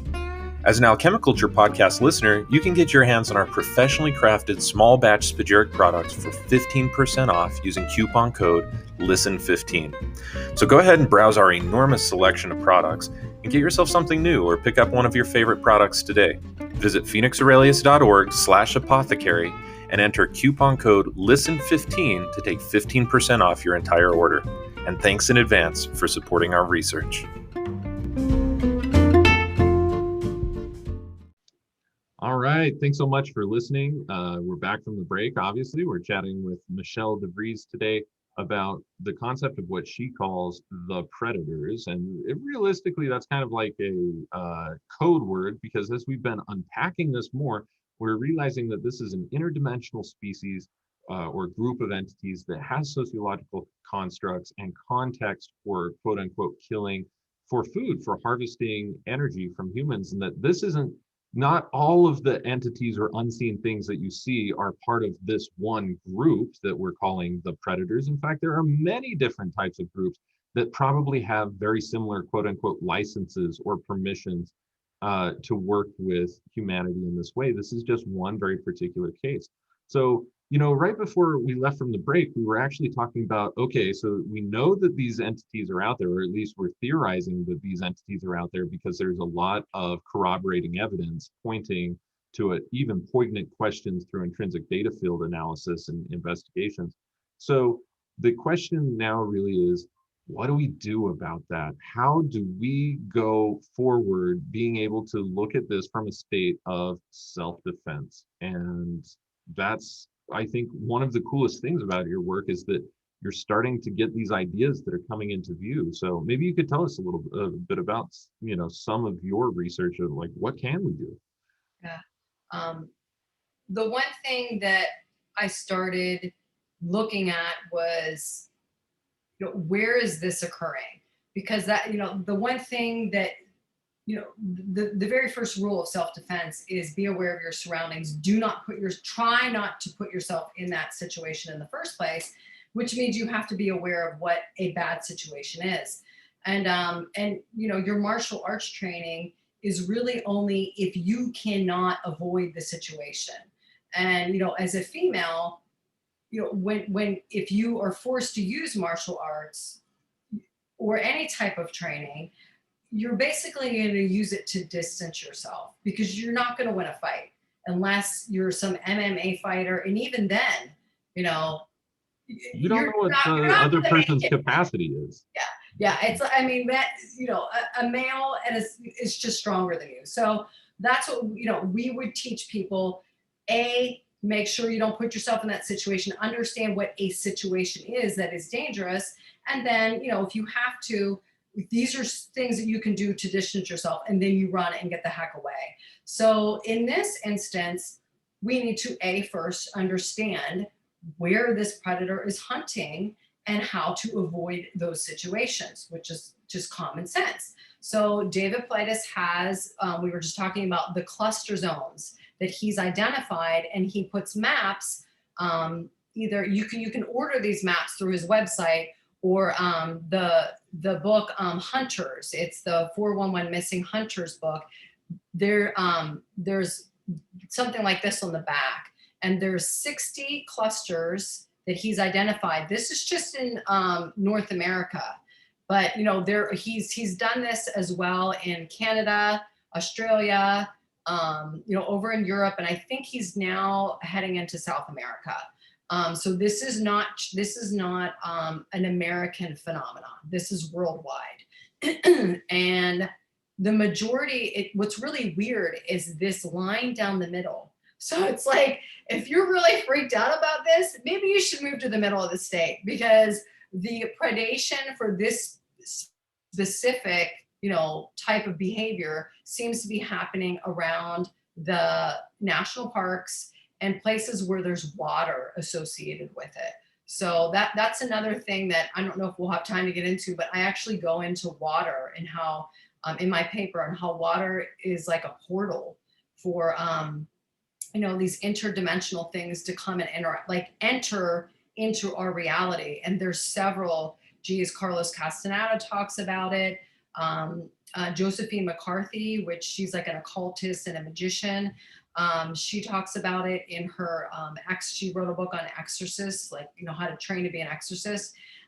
She talks about like using water. Carl Jung, even though he talks about it through more of like a consciousness type of perspective, he uses, the language that he uses that I put in my paper is eerie, the things that he says, because he's almost saying the same things that these other, sorcerers or shamans, and even like David is reporting on how water is almost like this portal. So it's amazing. So if you look at the map that the David has and look at his cluster zones, there is water. There's a significance in that somehow. So this is just a way to wrap your head around, how do I defend myself against this? And David has said, if you go into a national park or a national forest, to make sure you have like a satellite phone or a satellite GPS, something. And, he always says something about like having a concealed weapons permit, but, in the national parks, that's, you can't really take a weapon into a national park. I think it's like a federal law. So your best bet is to, be with groups of people and have some type of GPS, satellite, GPS or phone. And then what I always say is, what I would love to come from this paper and from all the work that David's doing is just post a damn sign. I mean, you have signs in the areas where there's, flesh and blood predators. There are grizzly bears here. There is mountain lions here. There's rattlesnakes here. Well, in these cluster areas, put up a sign. You don't have to say it's an interdimensional being, because that is absurd to most people. I realize that, okay? But you can put, if these symptoms come up, if you feel sick, if you're delusional, if you get tired, like extremely tired all of a sudden, or there's certain things that manifest through the human body when you interact with this predator, then guess what? Everyone turns around and everybody comes back, and everyone escorts that person that is sick, because what happens is that person stops to rest, and you think, I'll just go up the trail, take a picture of some flowers and come back, and they're gone. You're never seeing them again. So that's all I'm saying, people, is let's be adults and mature about this.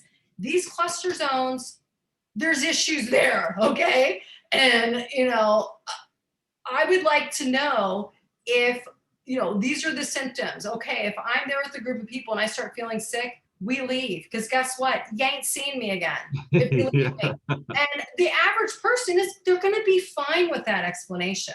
You don't have to like hide this, people. It's so absurd if you ask me. So my thing is, you're either hiding it for a reason. I'm not even going to go there. I mean, your mind can go there. You're doing it for a reason, because maybe you have some kind of interaction. Yeah. I don't know. Maybe there's some kind of permission. Yeah, permission on the back end or something. But it seems very logical that it's like, even if they were to strip it down, be as practical and realistic, it's like, hey, for reasons that are as of yet unknown, there are a lot of missing persons in this area. Enter at your own risk. And then I love your idea. Whatever, blame it on gas coming out of the damn ground. Do something, but warn people. Just say, 100 people have gone in here and we've never seen them again.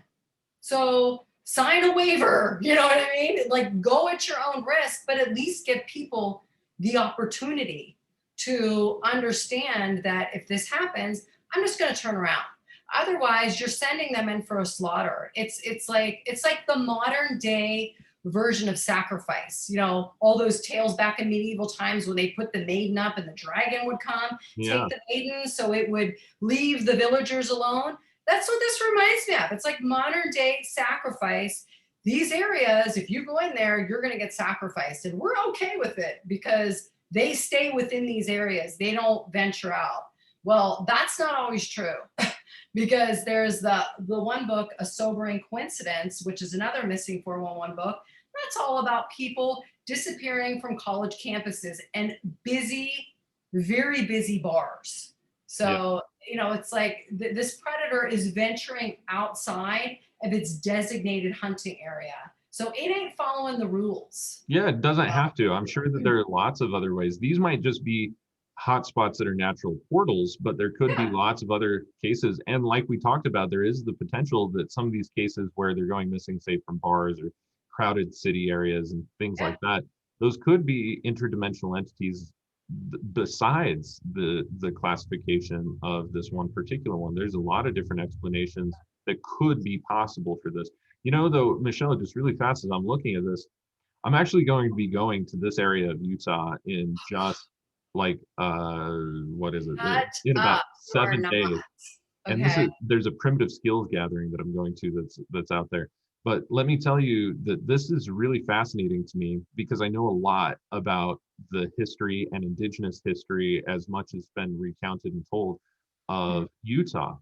Now, there was a time when the Mormons came in and they were actually selling basically Native American slaves. They were buying Native American slaves from the Paiute and from the Navajo, and it ended up creating an entire war between the two. The Navajo down here in the Four Corners area, of course, and the Paiute tribes up here, which is northeastern Utah, southwestern Wyoming, and slightly into Colorado and stuff as well. So with that being said, this tribe ended up getting cursed by Navajo witches, and this is the current modern day Paiute reservation lands known as the Uinta Mountains. And there are thousands of lakes in the Uinta Mountains, and they're the only mountains that actually run east-west within the entire United States. So okay, I'm so glad you brought this up because I use an example that Carlos Castaneda from his book, and there's another example from Josephine McCarthy's Exorcist book. They both talk about how you can use like a magician or a dark sorcerer, which Carlos Castaneda talks about, these dark sorcerers who they want to basically cause harm. I mean, that's what they want to do, and they want to control people, like people want to have power. And he goes into how they use the water as portals, and it's like the second, I think he identifies it as the second level. So he's saying there's that separation of the realms that we were talking about earlier, and how the one example that I use is where he and Don Juan was his his predecessor, like his mentor, and they were using a mirror, and they were bringing the mirror was placed in the water, and that was the portal in which the ally, he calls them allies, came through. And it's like, well, what happened in this recounting of this is he said the mirror freaking broke. So there was no way for this ally to go back. It was stuck here. And he said that his mentor had to make a fire, and he's running around trying to get away from this damn thing. And he said that he knew if it caught him, he would die from fright. So it would literally stop his heart, the fear from it, or he would have to wrestle it. And I'm like, are you freaking kidding me? Like, there's a way to bring these interdimensional, like psychopathic beings in here that have the capability to, if we can't fight them off, so we're talking about self-defense again, which most of us cannot fight an interdimensional being, we're not trained for that, then it can scare us to death. It's like, are you freaking kidding me? And then, then I'm reading Josephine McCarthy's book, and she's talking about how the same thing. You can, bring things through water. You can trap things in water. You can assign like nature guardians that, basically prey on humans. And I'm just like, there's this whole nother reality that we're not taught about. Yeah, not traditionally. Yeah. And so it's like, if you read these things and look at it from the mindset that I was trained for self-defense, it's like, whoa, we are not at the top of the food chain. And, that's a problem. And knowing that is also the best defense, though, because Yeah. it's like it's changing the mindset to be able to fit what possible threats there could be, and with as best of preparation as possible, being ready for those scenarios. And So then, like the reason why I brought that up, because you were bringing up the wars and how they cursed the land. Well, what if they brought through some of these allies that Carlos Castaneda is talking about? These allies, if you can work with them, like some people do with, demonic entities, like we were talking about, like Enochian magic, I think that's mhm, what you were talking yeah, about. You can actually, basically assign this individual, this entity, I should say, to stand watch over land. And that if a human comes in, then take them out. And that's the curse. And, they can do it through altered states of, they have this innate capability of understanding how to manipulate us without us even knowing it. And that's basically you're a 411 case, or yeah. you're caught in a time storm. I see And cases like that in paranormal investigations all the time. You'll run into a spot where there is an entity or entities that are able to actually alter the way beings feel, that people feel, especially investigators.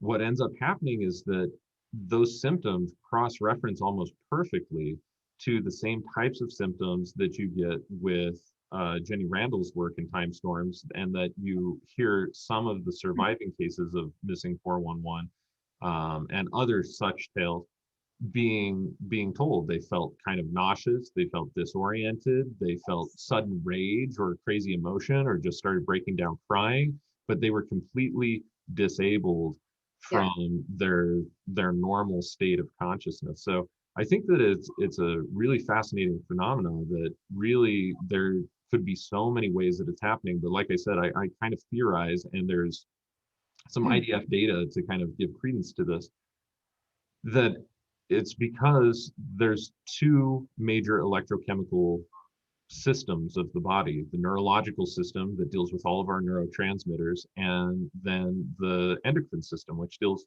with all of our hormones. And all of these, the nervous system itself, like with the brain and the nerves, it'd be really easy to induce a state of fear. In fact, other animals are already doing that, using their own analog ways of manipulating electromagnetism, like we talked about the tiger or the lion's roar Yeah. earlier. But there are also subsonic frequencies that are capable of doing the same thing, that have been a military invention for quite some time. There are, so many different types of ways of interacting with that electromagnetic spectrum. So I find that to be really fascinating. You know, one other thing that I want to mention, it might be a little premature, but I do want to mention it and just kind of see what our listeners' interest is that we did an intrinsic data field investigation once we found out that this was electromagnetic, and that there were energy signatures of individuals that told the predators basically this is the prey. So like in some of these cases, people will go out in groups of 5 or 10 or whatever else, and only one person is predated upon. And they'll, like, Michelle was saying earlier in the interview, they get kind of taken out. In her fish, example, like Tom just disappeared. Where the hell did Tom go? We don't know. So in cases like that, which are actually relatively common within the missing 411 cases, what a person sees is that there's probably something tagging that individual. There's something identifying them in their intrinsic data field, that they are more susceptible to prey. Just like an actual predator or rapist, any of you have done like a rape or women's self-defense and protection courses will know. They'll take a look at people who typically already have self-confidence issues or so on. So, and those are the types of things that you can see that emanate from a person just by their body language, by the way that they're, looking or being engaged in the social functions and so on and so forth. And so these people become more at risk. Well, it seems to be that same type of dynamic between the predators and us. And so what we were able to find was that there is a possible IDF solution to this, where a person using broadcasts or even like a CHIO instrument, kind of like what I'm wearing here, programmed with proper frequencies, would be able to change or at least put intrinsic data field information into that person's field saying, I'm not prey, Yeah. or I'm not susceptible. So Yeah, we it's we almost haven't like tested this. don't they have something like that for when people swim a car, like do those competitions where they swim across the English Channel, or they swim long distances where there's sharks, where they have something they attach to them that goes down and it like sends a pulse. So That's that's what right. I'm Yeah. kind of thinking of, that where it sends a pulse to kind of stop any type of shark activity from coming around. It like deters them in a way. So Yeah. that's what I'm kind of thinking of. Exactly. So yeah, we have a lot of, Michelle and I started joking. We're like, man, getting the case studies on testing that out is going to be brutal. But We need a waiver for that. We need a yeah, waiver we from a lawyer. definitely need a waiver. But if any of you are interested, as listeners, in developing that technology or have ideas for that technology or other things like that, don't hesitate to let us know. I'm already hot on the train. I can already put out things immediately. So if you want to test it out, it's a very nominal fee to be able to have a custom intrinsic data field chip sent to you. A broadcast would be a little bit more money and more involvement, but an IDF chip with these frequencies would not be terribly expensive. So if you're interested in testing these things out and going into these hotspots, feel free to contact me and let me know. That being said, it's like Michelle said, like it's going to come with a disclaimer. Like, I'm not sending you out there and telling you to do it or telling you that you need to try this out. It's, I go to these places anyway. I always hike around. I've always felt kind of uncomfortable. I'd like to have something on my person to help protect me, and maybe this could be it. And that would be a good trial. So at any rate, Michelle, we're getting to the end of our interview here. I want to know, are you publishing your paper soon? I actually have a deadline the end of this month, the 28th. It's due to my editor. So I'm gonna really polish it up.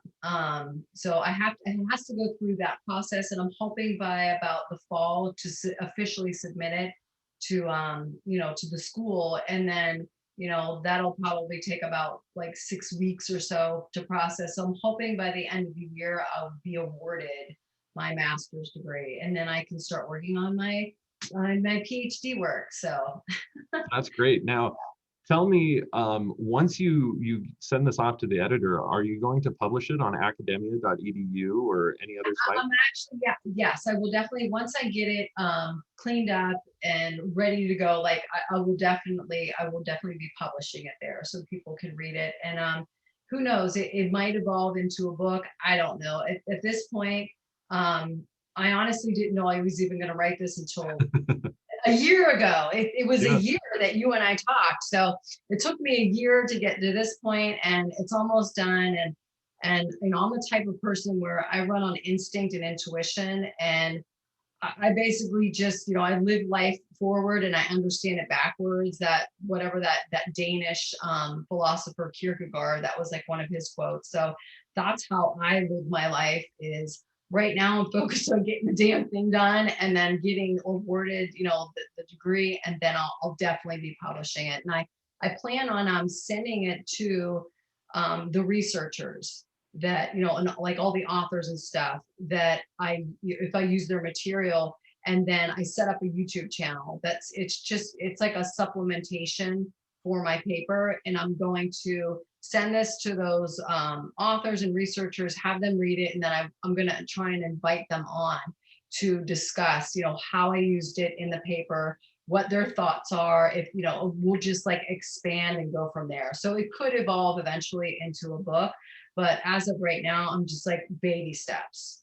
Yeah, exactly. Getting it done. I couldn't believe it when I thought, oh my God, I did this in a year. And it's like, it was, the writing of it took a year, but all the reading and processing took much longer than that. But yeah, so that's the process right now. Probably by the end of the year, that's my target. If I could do it before then, great. That would be nice. So. Well, that's absolutely awesome. And if I'm not mistaken, you are using this type of information as inspiration for some novels that you're writing as well. Yes.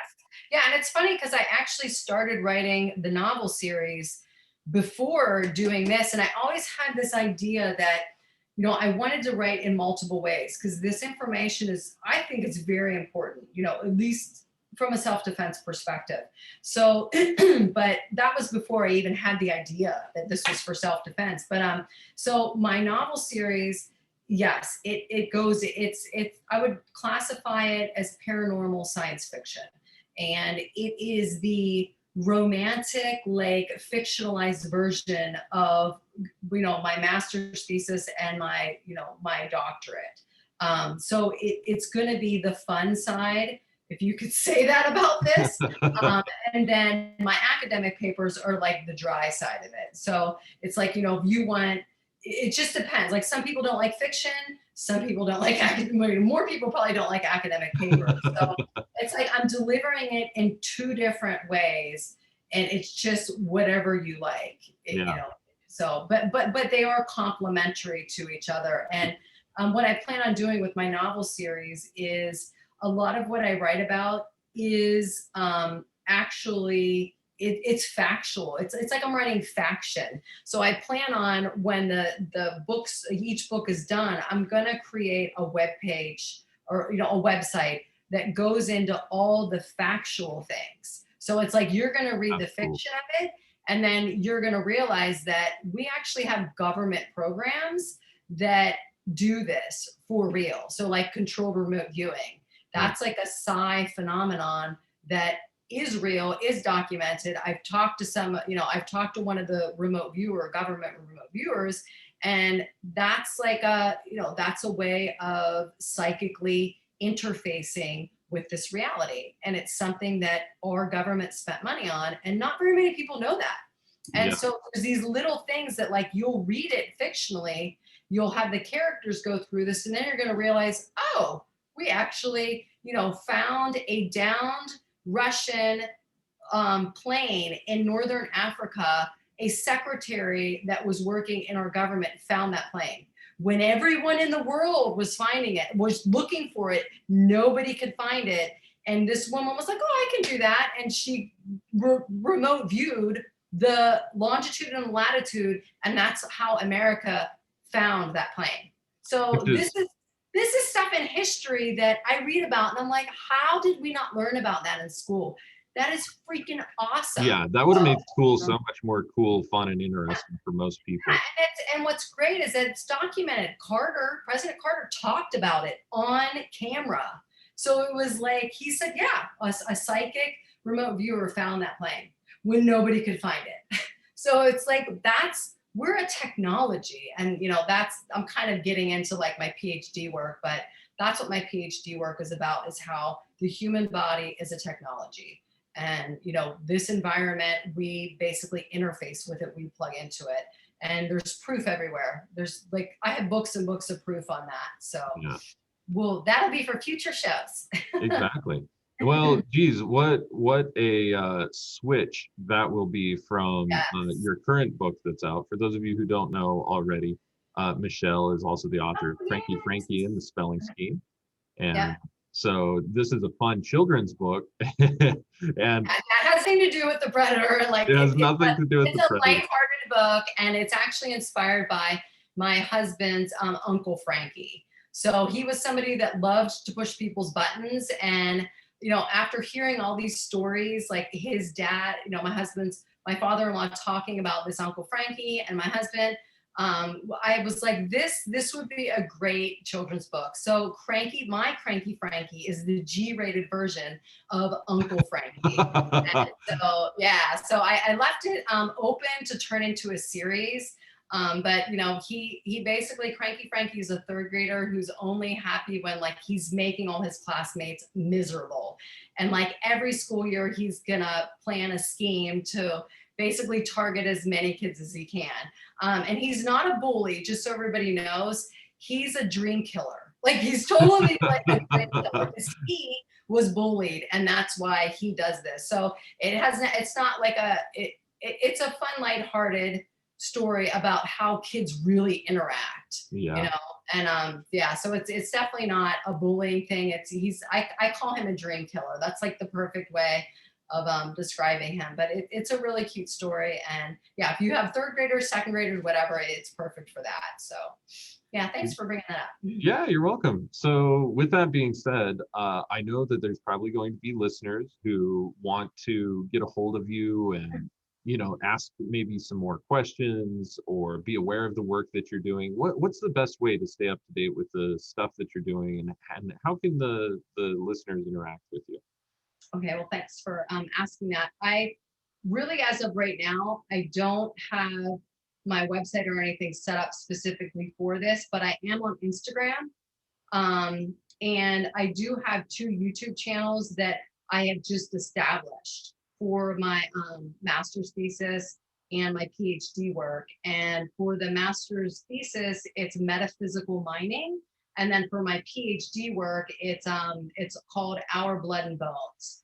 And so, but they're basically just like the shell of the YouTube channel. But that's where I'm going to post the interviews with the researchers and everything once the paper is complete and I can actually send it out to everybody. So as of right now, I'm just on Instagram, Michelle.Devrieze, and I post I usually post a picture of the book and a little snippet after I get through with it. And so basically that's just where I'm at right now. Like I said, I never intended to be this, this Persona, yeah. yeah, I never intended on that. I just basically read a bunch of books to answer. We can talk about that another time, but I went, I had this weird like transformation that occurred that took me from being a corporate suit into, being a graduate student studying metaphysics. So we can talk about that another time on how did I get to be this person that understands this predatory archetype and that writes about this weird metaphysical stuff. So that's a whole nother show in itself. But so that's kind of why I'm just on Instagram for right now. That sounds great. It'll grow from there. So wonderful. And we'll include links to all of these down in the description as well. Well, Michelle, we are out of time. This has been a very, very fun, very fascinating interview. I love talking about things like this because there are aspects of our consciousness that, I think so many people are really interested in. Some people are interested in avoiding it, and other people are interested in it because it's a phenomenon. It's something that isn't discussed in the mainstream very often. And of those people that are discussing it, there's a lot of the work that is very ungrounded, very unscholarly, and the other people are typically discussing it as from the naysayer point of view. So to be able to have a good discussion talking about some of these concepts has been really, really fun and rewarding for me. I hope you had a good time too. Yes, no, I definitely did. Thank you. Yeah, by all means. Well, Michelle, thank you so much for coming on. That's all that we have for this episode of Alchemi-Culture. I've been your host, Phoenix Aurelius, and be sure to join us next time. We're going to be talking about some more fascinating subjects, ranging from things like this and paranormal to alchemy and spagyria to alternative wellness and so many different types of topics, actually. So if you like the types of content that we're putting out, or if you like this episode, be sure to like it, subscribe, hit the bell notification if you're watching on YouTube. And if you're listening, just go ahead and let your friends know about this podcast and, let them know that we exist. Any support that we can give for the Phoenix Aurelius Research Academy is greatly appreciated and allows us to continue producing free content like this. So again, everybody, thank you so much for listening. Have a great night, and we'll see you next time.